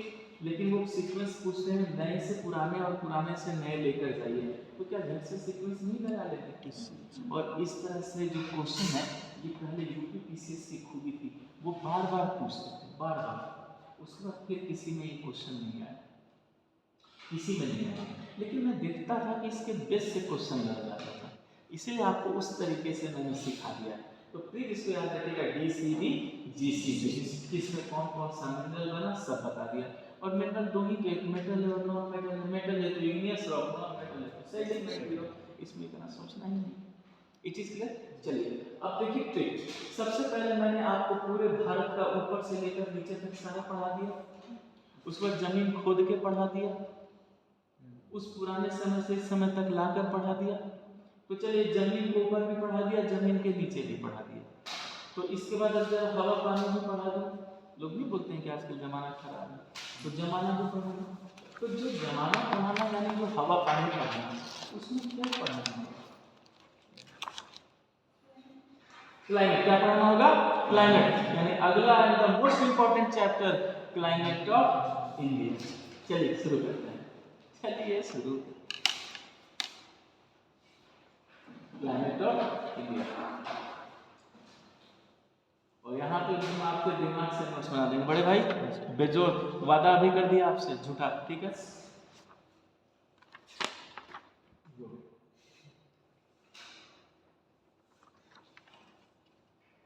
लिखिए, बहुत वजन लेकर लिख रहे थे। अजीब बात है। क्लाइमेट ऑफ इंडिया, अभी सीजन चेंज होगा, वो आलस का फेज होता है, उसके चक्कर में नहीं पढ़ने का, वो होता है। तो ठीक है, क्लाइमेट ऑफ इंडिया, ठीक है। इज इट एवरीवन क्लियर है? तो क्लाइमेट ऑफ इंडिया, देखिए क्लाइमेट को हिंदी में बोलते हैं जल वायु। जल मतलब पानी, वायु मतलब हवा, हवा और पानी। नहीं बोलते आजकल हवा पानी कैसा चल रहा है, यानी क्लाइमेट ऑफ इंडिया। तो चलिए इमेजिन करते हैं कि मैंने आपको क्लाइमेट ऑफ इंडिया पढ़ा दिया। इमेजिन कीजिए मैंने आपको क्या किया है, क्लाइमेट ऑफ इंडिया पढ़ा दिया, पूरा 3-4 पेज का बहुत जबरदस्त खूबसूरत एकदम हैंडसम नोट्स बनवा दिया, ठीक। लेकिन किसी ने बीच रोड में मान लीजिए बड़े भाई आपके को रोक दिया कि रुको जेंटलमैन, क्या पढ़कर आ रहा है। आपने कहा क्लाइमेट ऑफ इंडिया और उसने कहा बताओ क्लाइमेट ऑफ इंडिया, और आपने एक गहरी सांस ली और एक ही सांस में पूरा बोल कर फिर आपने सांस छोड़ा। वो भी खुश हो गया, एक ही सांस में उन्होंने सब बता दिया। लेकिन उसने पता क्या किया, उसने पीछे से एक छोटा सा क्वेश्चन पूछ दिया, व्हाट इज क्लाइमेट। आपको क्या टीचर ने पढ़ाया? Climate of India. आपने तो पढ़ा दिया, लेकिन उसने क्लाइमेट ऑफ इंडिया नहीं पूछा, उसने सिर्फ यही पूछा व्हाट इज क्लाइमेट। पहले ये तो बता क्लाइमेट क्या है, बाद में देखेंगे क्लाइमेट ऑफ इंडिया।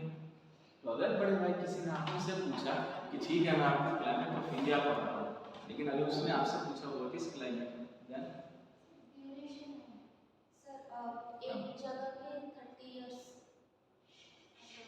एक जगह के 30 इयर्स मतलब, हाँ बोलिए।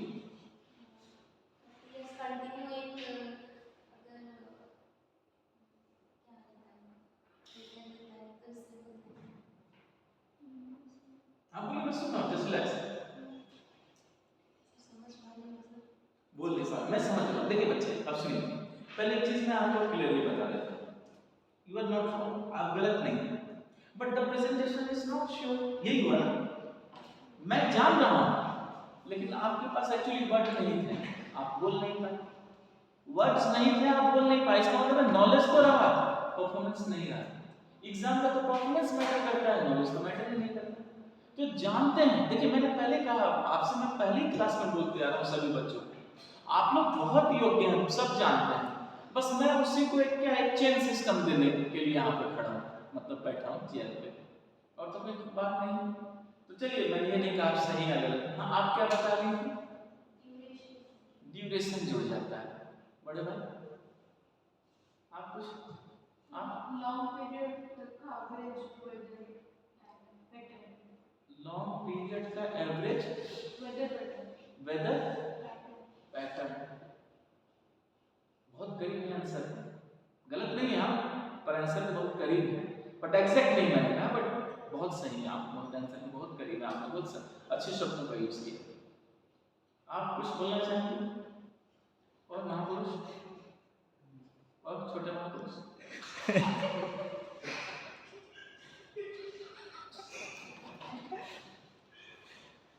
ठीक है, चलिए अब मैं शुरू करता हूं, लेकिन मैं आपसे क्वेश्चन पूछूंगा। आपने वर्ड यूज किया है ना, वर्ड यूज किया ना, वेदर क्या है आप बता पाएंगे या ऐसे ही आप प्रश्न यूज कर लिए?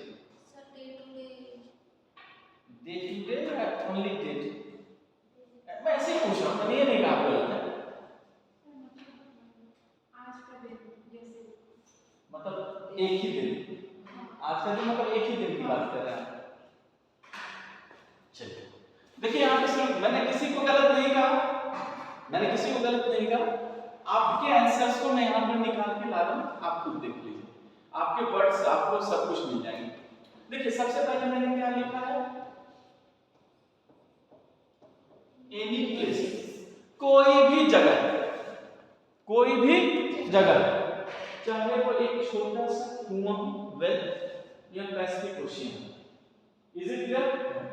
चाहे वो कोई छोटा सा, जैसे मान लीजिए अगर मैं यहाँ पे अपने हाथ को रख दूं, चाहे मेरा जितना बड़ा हाथ है या ये पूरा अर्थ, चाहे ये क्लासरूम या पूरा आपका ये सेलुलर या पूरा आपका जो होती है, मैंने कोई भी प्लेस लाया। इसका मतलब है प्लेस एक छोटा सा पॉइंट भी हो सकता है और पूरा भारत देश भी हो सकता है और पूरा अर्थ भी हो सकता है। Is it clear everyone? यानी एक कॉन्सेप्ट यूनिवर्सल हो गया। तो कोई भी प्लेस पे कोई भी प्लेस ले लीजिए, अब इस प्लेस में आप सिर्फ तीन चीजों को देखिए। कितनी चीजों को? तीन चीजों को। अगर मैं आपसे पूछूं आज में देखना है, जैसे आपने कहा ना आज, तो इस रूम में, इस रूम की इमेजिन कीजिए, इस रूम के क्लाइमेट में अगर आज को अगर बात करें तो क्या देखेंगे इस रूम में, क्या महसूस करेंगे? देखिए सिर्फ तीन चीजें। हाँ बोलिए, क्या बोला आपने? अभी कुछ वर्ड यूज किया आपने, बोलिए प्लीज। अरे गलत वर्ड मैं सही करके दूंगा, बोलिए।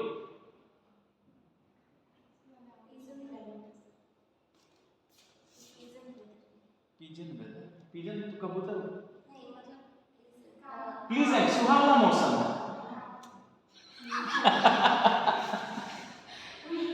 चलिए कोई बात नहीं। सर विंटर तो खत्म हो गया, समर आने वाला है, तो स्प्रिंग का अच्छा वाला चल। गुड, चलिए अब आते हैं। यहाँ देखिए, किसी भी जगह पे सिर्फ तीन चीज देखते हैं। पहला देखते हैं टेम्परेचर, एम आई राइट? टेम्परेचर, अब टेम्परेचर हॉट भी हो सकता है, कोल्ड भी हो सकता है, और आपको जो बात कर रहे हैं इसकी सीजन्स कुछ चेंज फिर चेंज वहां तक नहीं है। इस कमरे में सिर्फ तीन चीज देखा जाता है। पहले देखा जाता है टेम्परेचर। सपोज मान लीजिए कि हम सिंपल शर्ट में खड़े हैं, इसका मतलब यहाँ गर्मी है, स्वेटर जैकेट पहने इसका मतलब सर्दी। तो टेम्परेचर हाई भी हो सकता है, टेम्परेचर लो, यानी किसी भी जगह पे सबसे पहली चीज टेम्परेचर देखी जाती है, चाहे वो टेम्परेचर हाई टेम्परेचर लो, और तो कुछ नहीं देखा जाता। ठीक, तो इस कमरे में आपने सबसे पहले क्या देखा? टेम्परेचर। टेम्परेचर के अलावा इस कमरे में और क्या हम देखते हैं? ह्यूमिडिटी। ये बहुत सही जवाब, ह्यूमिडिटी बहुत सही जवाब। क्यों? क्योंकि याद रखिएगा भाप भी तो होता है, वेपर भी तो होता है, लेकिन वेपर को ज्योग्राफी में तो ह्यूमिडिटी कहते हैं, और आपकी भाषा में मैं इसको पानी कह देता हूँ। तो इस कमरे में आपने पहले गर्मी देखा, टेम्परेचर देखा, चाहे वो अधिक हो या कम। दूसरा आपने पानी देखा, जिसको ज्योग्राफी में ह्यूमिडिटी कहते हैं। बस, और क्या देख सकते हैं? तीसरा लास्ट एयर। क्या देखते हैं? एकदम सटीक हो, बहुत अच्छा। लेकिन बच्चे अब एयर कम या एयर प्रेशर कम? क्योंकि अब आप समझ चुके हैं, बस इसके अलावा कुछ नहीं होता। यानी किसी भी जगह में सिर्फ तीन चीज देखी जाती है। एक देखा जाता है गर्मी, चाहे वो ठंडा हो चाहे वो गर्म। दूसरा देखा जाता है ह्यूमिडिटी, चाहे वो ह्यूमिडिटी कम हो या ह्यूमिडिटी ज्यादा हो। और तीसरा देखा जाता है हवा, चाहे वो अधिक हवा हो या कम हो। और तो कुछ देखा ही नहीं जाता, बाकी सब इन्हीं के रूप होते हैं। इन्हीं के form of root. Is it clear? तो आपने एक प्लेस में तीन चीजों को देखा, टेम्परेचर देखा, ह्यूमिडिटी देखा और प्रेशर, और कुछ नहीं देखा। ठीक, अब मैंने इन तीनों को क्या किया, मिला दिया। क्या कर दिया? मिला दिया। कोई दिक्कत नहीं। सम, क्या कर दिया? सम, समेशन कर दिया। और मिलाने के बाद मैंने क्या निकाला, इनका एवरेज। फिर से सुनिए, किसी भी जगह बच्चे की तरह सुनिए, एकदम कोई दिमाग नहीं लगाना। किसी भी जगह पे तीन चीज को, हवा, पानी, गर्मी, याद रखना। किसी भी जगह में तीन चीज होती है, हवा, पानी, गर्मी। गर्मी को हम सामान्य भाषा में, पढ़े लिखों की भाषा में टेम्परेचर बोल देते हैं, पानी को हम ह्यूमिडिटी बोलते हैं और हवा को हम प्रेशर। तीनों को हमने मिला और मिलाकर क्या निकाल दिया? कोई दिक्कत नहीं। ठीक, अब तीनों को मिलाकर मैंने क्या निकाला? एवरेज। अब जब एवरेज निकाला तो उस एवरेज को मैंने तीन तरीके से देखा। कितने तरीके से? तीन तरीके। पहले मैंने सिर्फ एक दिन के लिए देखा। कितने वक्त के लिए देखा? सिर्फ एक दिन के लिए देखा। कोई दिक्कत नहीं, आपकी मर्जी। एक दिन के लिए देखा। ठीक, दूसरा मैंने उसी एवरेज को 3 से 4 मंथ्स के लिए देखा। कितने के लिए? 3 से 4 मंथ्स के लिए, बस, कोई दिक्कत नहीं। तीसरा मैंने उसी को 1 ईयर के लिए देखा। कितने के लिए बच्चे? 1 ईयर के लिए देखा, या लॉन्ग पीरियड के लिए देखा। या क्या किया? लॉन्ग पीरियड के लिए देखा। कोई दिक्कत नहीं।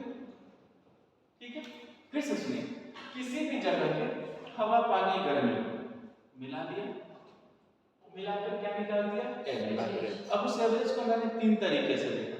पहले मैंने एक दिन के लिए देखा, फिर मैंने 3 से 4 महीने के लिए देखा, और फिर मैंने एक साल के लिए। तो जब मैंने उसको एक दिन के लिए देखा तो उसी को क्या कहते हैं? वेदर। अब पता चला वेदर क्या होता है? जब किसी जगह के टेम्परेचर, प्रेशर, ह्यूमिडिटी को एवरेज को एक दिन के लिए देखिए या शॉर्ट पीरियड के लिए देखिए तो क्या बोलिएगा? वेदर। एग्जांपल है, आज मौसम बड़ा बेईमान है। इस गाने में आज शब्द का यूज है। गुड। आज मतलब वेदर। ठीक है, इसका मतलब एक ही दिन जैसा हवा, पानी, गर्मी रहेगा, आप उसको क्या बोलिएगा? वेदर रहेगा। पहले आपको पता चला वेदर क्या होता है, मौसम क्या होता है।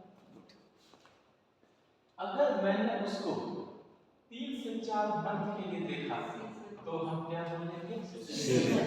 अब पता चला सीजन क्या होता है, जब हवा, पानी, गर्मी के एवरेज को 3 से 4 महीने के लिए देखिएगा तो क्या बोलिएगा? सीजन। तो गाने में है आज मौसम बड़ा बेईमान है, क्या उसने कहा है आज सीजन बड़ा बेईमान? कौन 3 से 4 महीने पहाड़ पे खड़ा रहेगा? आज सीजन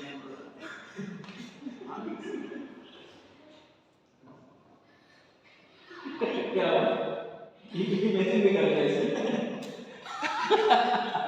तो समझ क्या कीजिएगा, एक दिन के लिए देखा तो वेदर, 3 से 4 महीने के लिए देखा तो सीजन, और अगर एक साल या लॉन्ग पीरियड के लिए देखा तो क्लाइमेट। आप यही कहना चाहते हैं? हाँ सर, 30 इयर्स का मुझे पता है। तो बोल दो दिया लॉन्ग पीरियड, 30 जैसा वर्ड है, 1 ईयर या लॉन्ग पीरियड, 30, 50 कुछ भी कर लीजिए। फिर से सुनिए, किसी भी जगह की हवा, पानी, गर्मी को मिलाकर एक दिन के लिए देखेंगे तो वेदर, 3 से 4 महीने के लिए देखेंगे तो सीजन, लंबे समय या एक साल के लिए देखेंगे तो क्लाइमेट। तो मैंने कहा इंडिया का क्लाइमेट, यानी हवा, पानी, गर्मी को कितने वक्त के लिए देख रहे हैं? एक साल, या यूं कहें अगले साल यानी परमानेंट, उसी को क्या बोलेंगे? क्लाइमेट। चलिए पहले क्लास जानिए, पहले जानिए तो क्या पढ़ते हैं, ये फिर कैसे समझते हैं कि मैं किस तरह से क्या बोलूंगा।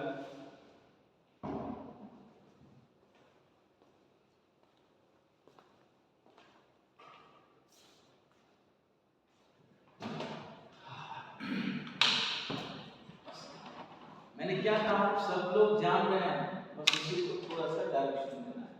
और बेस्ट जैसा मैंने आपसे पहले जो खबर रखी है, तो किसी भी जगह के हवा, पानी, गर्मी को आप देख सकते हैं।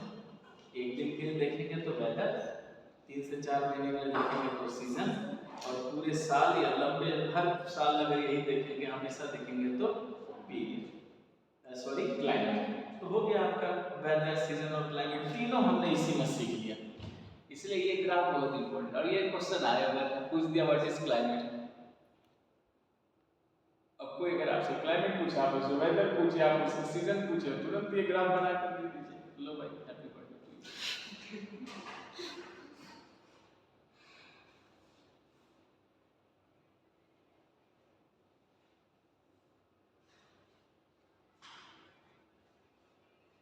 कीजिए जम कर मेहनत, सब लोग समझ में आया? सब लोग अच्छे से मेहनत कीजिए, एकदम 1-2 साल वक्त लगता है, जो भी पीरियड है, मेहनत करते चलिए, सिलेक्शन हो जाएगा, फिर मजा आएगा।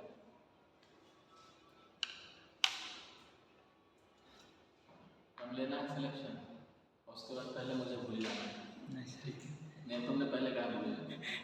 चलो दुख काहे नहीं खत्म। चलिए यहाँ तक तो क्लियर है। अब मैं शुरू कर रहा हूँ द क्लाइमेट ऑफ इंडिया, यानी भारत की हवा पानी गर्मी को कितने के समय के लिए पढ़ाऊंगा? एक साल से। हो गया? पी लिया आप पीजिए, आप क्लाइमेट पढ़ना है, हवा पानी गर्मी को होना ही चाहिए।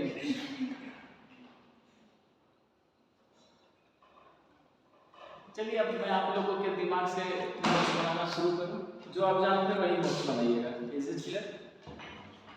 क्या आप में से कोई बच्चा जानता है भारत की क्लाइमेट क्या है? ट्रॉपिकल। हाँ बोलिए, मॉनसून, मॉनसूनल क्लाइमेट है। कोई गलत नहीं है, आप में से कोई भी गलत नहीं। लिखिए, जो मैं लिख पा रहा हूँ वो लिखिए। The climate of India is tropical. The climate of India is tropical. The climate of India is tropical.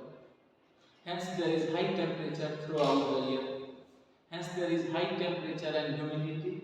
Hence there is high temperature and humidity throughout the year.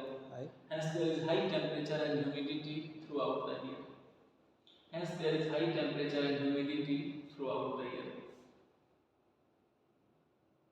High temperature and humidity throughout the year. ठीक है? Stop your pens, कलम को कीजिए। ठीक है, अब देखिए counter question कैसे किया जाता है, सीखिए, टीचर ही परेशान हो जाएगा। ठीक है बड़े भाई, तुम ध्यान से सोचिएगा सभी लोग। गुड। जैसा मैंने अभी आपसे कहा, the climate of India is tropical, तो भारत का क्लाइमेट ट्रॉपिकल। देखिए मैंने कहा ना, गर्मी मतलब ट्रॉपिकल ही होता है। इसका मतलब है टेम्परेचर हाई रहेगा, और टेम्परेचर हाई रहेगा तो ह्यूमिडिटी भी क्या होगी? हाई रहेगी। इसका मतलब भारत में क्लाइमेट जब ट्रॉपिकल है, इसका मतलब यहाँ सालों में टेम्परेचर हाई होगा। मैंने लिखवाया ना, हाई टेम्परेचर, और टेम्परेचर हाई होगा तो ह्यूमिडिटी भी क्या होगी यहाँ पर? हाई। It is clear? ठीक है, लेकिन आप मुझसे काउंटर क्वेश्चन कीजिए। आप जगदीश, अच्छा रमेश, ठीक है रमेश बच्चे, आप मुझसे काउंटर क्वेश्चन कीजिए। आप मुझसे काउंटर ये क्वेश्चन कीजिए। देखिए सभी लोग उनके क्वेश्चन के स्टैंडर्ड को देखिएगा, स्टैंडर्ड कितना अच्छा है क्वेश्चन का, और आप लोग उसका आंसर पहले दीजिएगा, बाद में मैं कोशिश करूँगा देने का। बच्चे आपको पता है ना, 23.5 degree tropic of Cancer Bharat के बीचों बीच गुजरती है। तो नीचे का आधा भारत किस जोन में है? ट्रॉपिकल जोन में। आप ट्रॉपिकल जोन के ही लोग हैं, लेकिन यहाँ अंतर इसलिए है क्योंकि ये ऊंचाई पर है, और ऊंचाई पे टेम्परेचर कम होता है, इसलिए यहाँ टेम्परेचर कम है, हल्की ठंडक है। नहीं तो अभी पता चल जाता मैदान में रहते तो कितनी गर्मी होती है। जो डब्बा लटक रहा है ना, तीनों डब्बा चलने लगता है, कूलिंग मशीन, एसी नहीं चलाते, फिर वहाँ इसी की तेजी हो जाता फायदा। अच्छा यहाँ कह दीजिएगा। हाँ तो रमेश, आपने ये पूछा है बच्चे, जैसे ट्रॉपिक ऑफ कैंसर भारत के बीचों बीच गुजरती है, इसका मतलब आधा भारत ट्रॉपिकल जोन में, और ऊपर का आधा भारत क्या बोला आपने? सब ट्रॉपिकल। गलती मत कीजिए, मैंने सब ट्रॉपिकल को गलत नहीं कहा, टेम्परेट जोन है ना, टेम्परेट। सब ट्रॉपिकल तो पार्ट है, तो ऊपर का आधा भारत किसमें है? टेम्परेट। तो आप मुझसे ये पूछिए रमेश कि सर आधा भारत ट्रॉपिकल जोन और आधा भारत टेम्परेट, तो आप लिख रहे हैं कि भारत की जो क्लाइमेट है ट्रॉपिकल है। सर तो आधा अगर टेम्परेट है तो आप ये भी तो कह सकते हैं कि भारत की क्लाइमेट टेम्परेट है।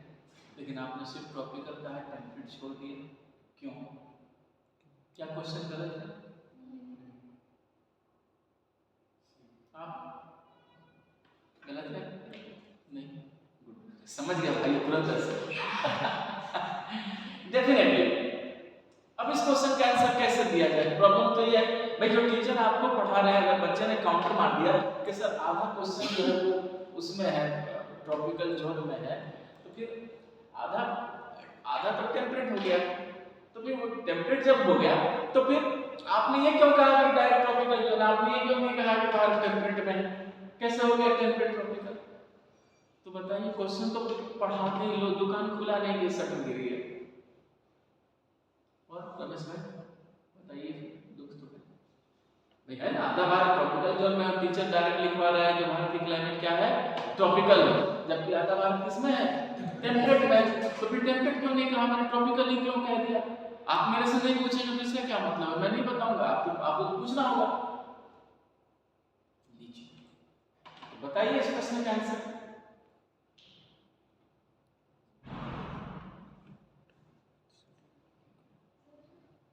बोलिए। हाइट इज और बोलिए, बोलते जाइए, मैं सुन रहा हूं। वेरी गुड, चलिए बोलिए तब तक मैं सुनूंगा।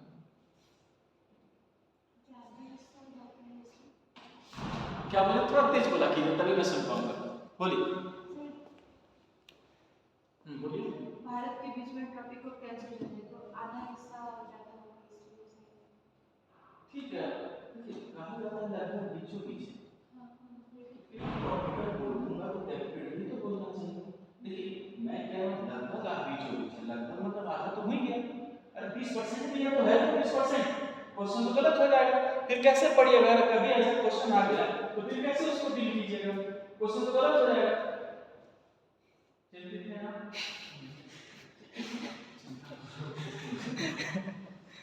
चिंता नहीं करना। देखिए इसका आंसर कितना इजी है। आप रमेश इसको लॉजिकली जवाब दीजिए। आप ये बोलिए, सर आपने कहा है कि भारत की क्लाइमेट ट्रॉपिकल है। क्या है? ट्रॉपिकल। और ट्रॉपिकल का मतलब सर आपने बोला था गर्म। आपने ये थोड़ी कहा है कि भारत ट्रॉपिकल जोन, आपने तो सिर्फ ट्रॉपिकल कहा, ट्रॉपिकल का मतलब तो गर्म है। जब आपने जोन कहा है तो फिर जोन की बात क्यों करना? That's the answer. That's the answer।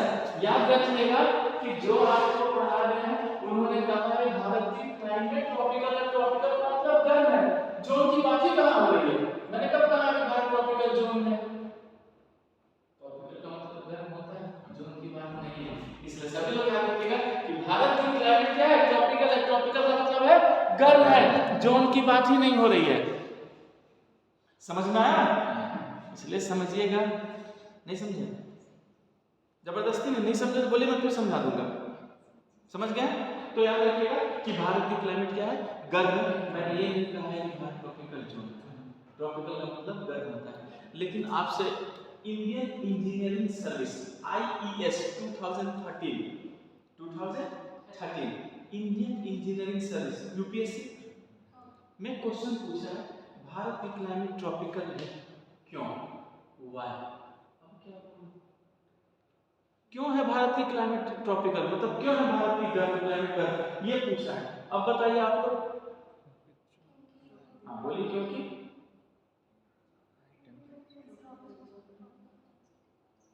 Tropical tropic of cancer के पास है। मैंने ये नहीं कहा गलत कैसे, और भी लोगों को मैं जैसा ये कर लूँ। बताएं आप क्यों है गर्म? देखिए इसका आंसर किसी के पास नहीं, और आप लोग जो भी बोल रहे हैं ये सब, मैं हमेशा कहता हूँ कि आप लोग गलत नहीं बोल रहे, पर यहाँ मैंने कुछ रहा हूँ। ये सब कारण ही नहीं। आपको यही नहीं पता कि सबसे पहले इंडिया की क्लाइमेट गर्म है तो क्यों, ट्रॉपिकल है तो क्यों। आप कह रहे हैं सर हम ट्रॉपिक ऑफ कैंसर के पास है तो दूर भी तो है, पास है तो दूर भी तो है, एक एरिया भी तो दिख रहा है। क्वेश्चन आप लोगों से नहीं बनेगा। चलिए बोर्ड पर देखिए, और आप लोगों ने सोचा भी नहीं होगा कि उसका आंसर ये हो सकता है। नहीं, गुड हो गया। चलिए तरह मुझे पूरा भड़क जाते होंगे, लेकिन क्या करूं, नहीं पता तो फिर कैसे चलेगा। मैंने पहले कहा ज्योग्राफी पढ़ना और पढ़ना, चीज को नहीं समझेंगे तो मजा। और पहले क्या पूरे एडवांस सीएस पे लेकर चलते हैं ना, लेटेस्ट स्टाइल। चलिए देखिए, सबसे पहले जो बोलना हुआ है ना बोलिएगा। यहाँ देखिए, पहचान पा रहे हैं आप लोग? हाँ एग्जैक्ट हाँ इंडिया, साउथ इंडिया। अच्छा, यहाँ पर क्या है? ट्रॉपिकल अरेबियन सी। अरेबियन यहाँ पर क्या है? बॉब। यहाँ पर क्या है? India Indian ocean. ठीक, अब ध्यान से देखिए, कौन सी लाइन यूज कर रही है?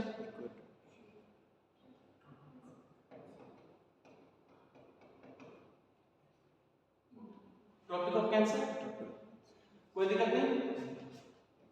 तो ये कौन सा एरिया हो गया? Tropical zone. सिर्फ मैं लिख रहा हूं, मैंने इसका कोई चर्चा नहीं की। ट्रॉपिकल जोन, ठीक। क्या मैं कहूं कि ट्रॉपिकल जोन में सन की पोजीशन सालों में रहती है? मैंने पढ़ा चुका हूं, सीधी रोशनी रहती है, तो टेम्परेचर हाई होगा या लो होगा? एक दिन या सालों में? सालों। इसका मतलब पहली कंडीशन है कि ट्रॉपिकल जोन में टेम्परेचर हाई होगा। ठीक, ध्यान से देखिए, ये क्या है? पेनिनसुलर प्लेटू है, तो पेनिनसुलर प्लेटू है तो टेम्परेचर क्या होगा?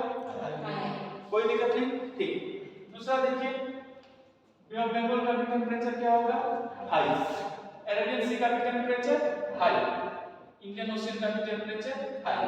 तो क्या मैं कहूं कि भारत अपनी लैटिट्यूडनल पोजीशन के कारण, भारत अपनी लैटिट्यूडनल पोजीशन के कारण लो लैटिट्यूड में, आधा भाग ट्रॉपिकल जोन में, तो टेम्परेचर हाई होगा,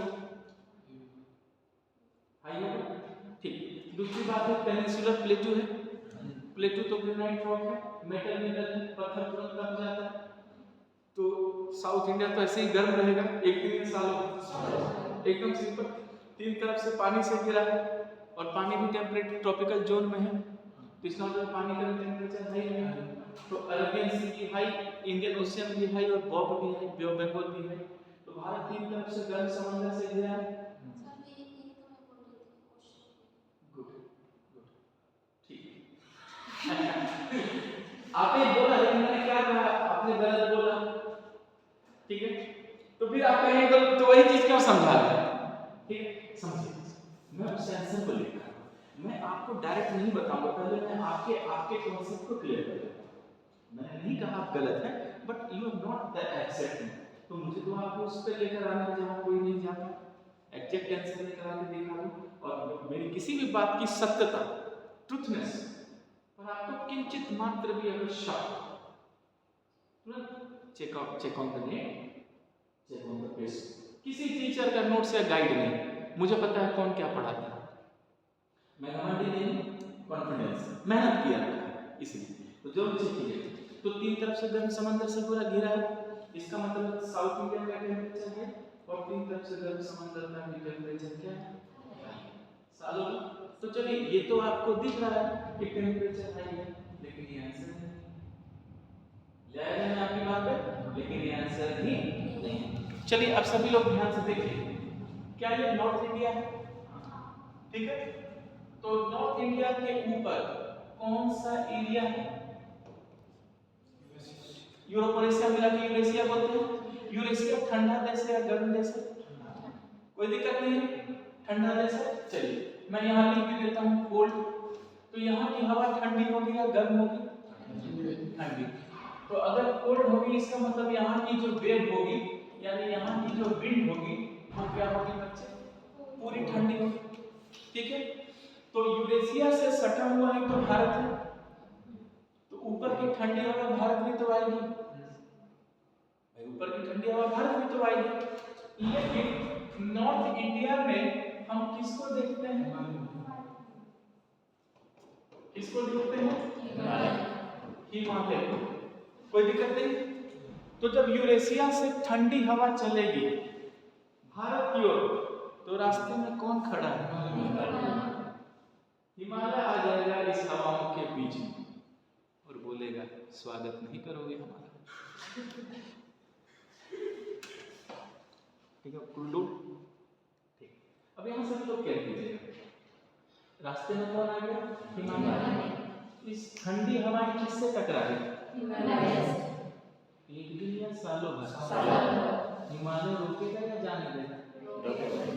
एक दिन या सालों भर? तो क्या भारत में ठंडी हवा आ पाई? किसने रोक दिया? हिमालय। बैठ गया सबके दिमाग में? अब तुरंत साउथ इंडिया आ जाएगी। साउथ इंडिया में टेम्परेचर क्या है? हाई। साउथ के कंपैरिजन में नॉर्थ में टेम्परेचर क्या है? लो। फिजिक्स कहता है टेम्परेचर अधिक से किधर जाएगी? कम की ओर। तो साउथ से टेम्परेचर हीटिंग इफेक्ट किधर जाएगा? नॉर्थ की ओर। एक दिन या सालों भर? और उधर से हिमालय में ठंडी हवा को क्या किया? रोक दिया। एक दिन या सालों भर? तो ठंडी हवा आई ही नहीं और साउथ की गर्मी धीरे धीरे पूरे भारत में फैल गई। एक दिन या सालों भर? और गर्मी फैलेगी तो टेम्परेचर हाई हो गया या लो? तो भारत गर्म हो गया ठंडा? गर्म को क्या बोलते हैं? ट्रॉपिकल। तो भारत की क्लाइमेट क्या हो जाएगी? ट्रॉपिकल। किसके कारण? हिमालय के कारण। तो बताइए इंडिया की क्लाइमेट ट्रॉपिकल है क्यों? Due to the presence of Himalaya. लिखिए, समझ में आया? हम सोचते भी नहीं किसके कारण? हिमालय। क्लियर हुआ? इसलिए आपको समझ में होगा। ठीक है? और आप सोचेंगे कि आंसर क्या निकल गया? हिमालय। लिखिए पहले आपने ये पहले लिख लिया है the climate of India is tropical throughout the year. लिखेंगे Himalayan mountain system is situated like a wall. क्या बोलना चाहिए? इस चीज को एक चीज अगर नहीं बताऊंगा अच्छे से तो पता कैसे चलेगा कि मैं पढ़ा रहा हूँ? हिमालय सिस्टम में मैं मतलब सिर्फ मैं।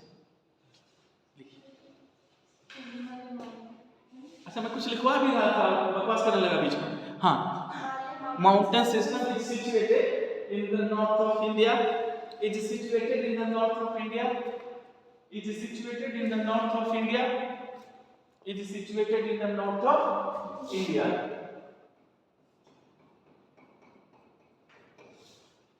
North of India. फिर लिखिए in the north of Himalayas Eurasian cold area situated. In the north of Himalayas, in the north of Himalayas, in the north of Himalayas, in the north of Himalayas, Eurasian cold area situated. Eurasian cold area situated. Eurasian cold area situated. Eurasian cold area situated. ठीक है? लिखेंगे in from Eurasia, cold wind, from Eurasia cold wind moves towards India, moves towards India, moves towards India, moves towards India, moves towards India, moves towards India. Okay? लिखेंगे Himalaya forbid मतलब रोक देना। Himalayas forbids such cool wind. Himalayas forbid such cool winds. Such cool winds. Such cool winds. Such मतलब ऐसा SUCH. Such cool wind to access in India. To access in India throughout the year. Throughout the year. To access in India throughout the year. To access in India throughout the year. Okay? Throughout the year. यानी हिमालय ने इस ठंडी हवा को भारत में आने से रोक दिया पूरे साल। क्लियर है? So the temperature of plains. So the temperature of plains does not get low. So the temperature of plains does not get low. समझ में आया? हिमालय के ठीक नीचे क्या है? मैदान है। और 2020 में 2020 में यही सवाल पूछा है, अगर हिमालय नहीं होता तो जो मैदान है हिमालय के ठीक साउथ में उसका टेम्परेचर क्या होता? गिर जाता, लो हो जाता। लेकिन हिमालय से टेम्परेचर मैदान का कभी भी लो नहीं होता। लिखवा दिया? does not get low. फिर लिखिए the heating effect of peninsular India, the heating effect of peninsular India enhances the heating effect of peninsular India, the heating effect of peninsular India, the heating effect of peninsular India enhances in complete India throughout the year. In complete India throughout the year. In complete India throughout the year. In complete India throughout the year. Throughout the year. And temperature becomes high. And temperature becomes high. And temperature becomes high. And temperature becomes high. So the climate of India is tropical. So the climate of India is tropical. So the climate of India is tropical. इसलिए भारत का climate क्या है? Tropical. समझ में आया? तो बच्चे ये नहीं कहेगा कि सिर्फ पानी से क्या होता है। याद रखिए ये कितनी अजीब बात है कि भारत को जिसने क्लाइमेट दिया है वो हिमालय है। हिमालय किसने तो रिस्पेक्ट कीजिए कि हिमालय ने आपको क्लाइमेट दिया है बच्चे। इस क्लाइमेट की वजह से भारत में टेम्परेचर है, एग्रीकल्चर है, वरना सोचिए हिमालय नहीं होता और साउथ तरफ अगर वहाँ की ठंडी हवा आने लगती तो कहीं ना कहीं यहाँ टेम्परेचर नहीं बढ़ने देती तो फिर एग्रीकल्चर कहाँ डेवलप हो पाता।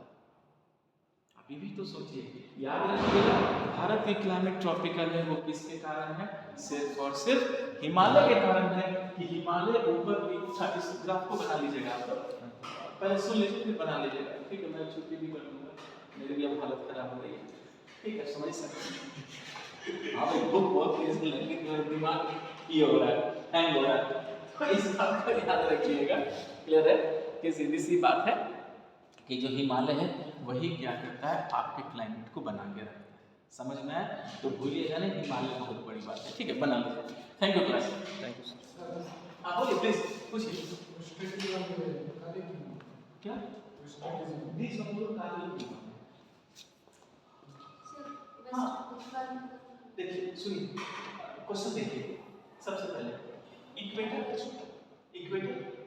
टेम्परेचर हाई, ह्यूमिडिटी हाई, और जब इक्वेटर से दूर जाते हैं तो टेम्परेचर लो, ह्यूमिडिटी लो। ध्यान से सुनिए, सिर्फ वेस्ट इंडीज वाले लोग नहीं, जो साउथ के लोग, जो इक्वेटर के करीब के लोग, लो लैटिट्यूड के लोग काले क्यों होते हैं और हाई लैटिट्यूड के लोग गोरे होते हैं। ऊंची पहाड़ी पे रहने वाले भी लोग क्या है? गोरे होते हैं। इसका मतलब है टेम्परेचर। जब टेम्परेचर बढ़ता है तो ह्यूमिडिटी बढ़ती है। क्या बढ़ता है? ह्यूमिडिटी।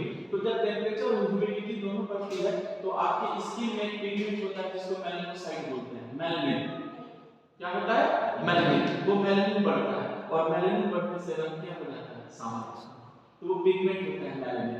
लेकिन जब हम टेम्परेचर से दूर हो जाते हैं, देखिए मान लीजिए अगर यूरोपियन देश में कोई चला गया तो देखिए पर्सनैलिटी एकदम बदल जाती है, ठीक है?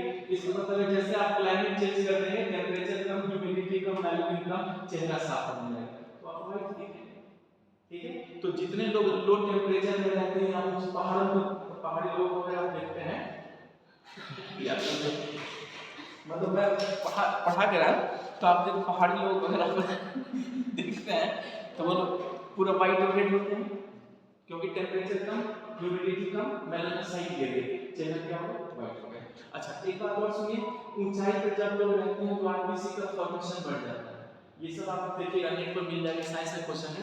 जब हम ऊंचाई पर जाते हैं तो ब्लड प्रेशर बढ़ता है, और आरबीसी का फॉर्मेशन बढ़ता है, तो आपके चेहरे पे रेडिश पैन होने लगता है, इसलिए थर्टी ग्लैंड लोग रेड होने लगते हैं। तो ये बच्चे साइंस है।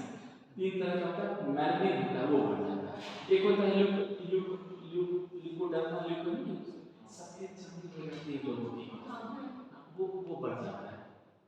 और देखिए इसमें तीन रेस होता है, एक होता है नेग्रोइड, जैसे जो ट्राइबल कम्युनिटी होती है वो नेग्रोइड होते हैं, तो बायोलॉजिकली भी कलर ब्लैक हो जाता है। एक होता है काकेसाइड, यूरोपियन नस्ल, जैसे नॉर्थ इंडियन लोग, आप मुझे भी इमेजिन कर सकते हैं, तो मैं उस तरह से नहीं दिखूंगा, तो मैं काकेसाइड हो गया। फिर हो गया चाइनीज, जापानीज, नेपाली लोग, वो मंगलोइड है, फिर उनका ना सर्वम हो जाता है। तो ये चीज है, ये 3 रेशियो ऐसे हम देखें। आगे समझ में? ठीक है, कोई दिक्कत नहीं है। साइंस से भी अगर रिलेटेड कोई क्वेश्चन है तो पूछ सकते हैं, क्योंकि मैं साइंस बैकग्राउंड का ही मैं स्टूडेंट रहा। जो बच्चे को शौक है। ठीक है, थैंक यू। रिवीजन जरूर कीजिएगा और याद रखिए सब हिमालय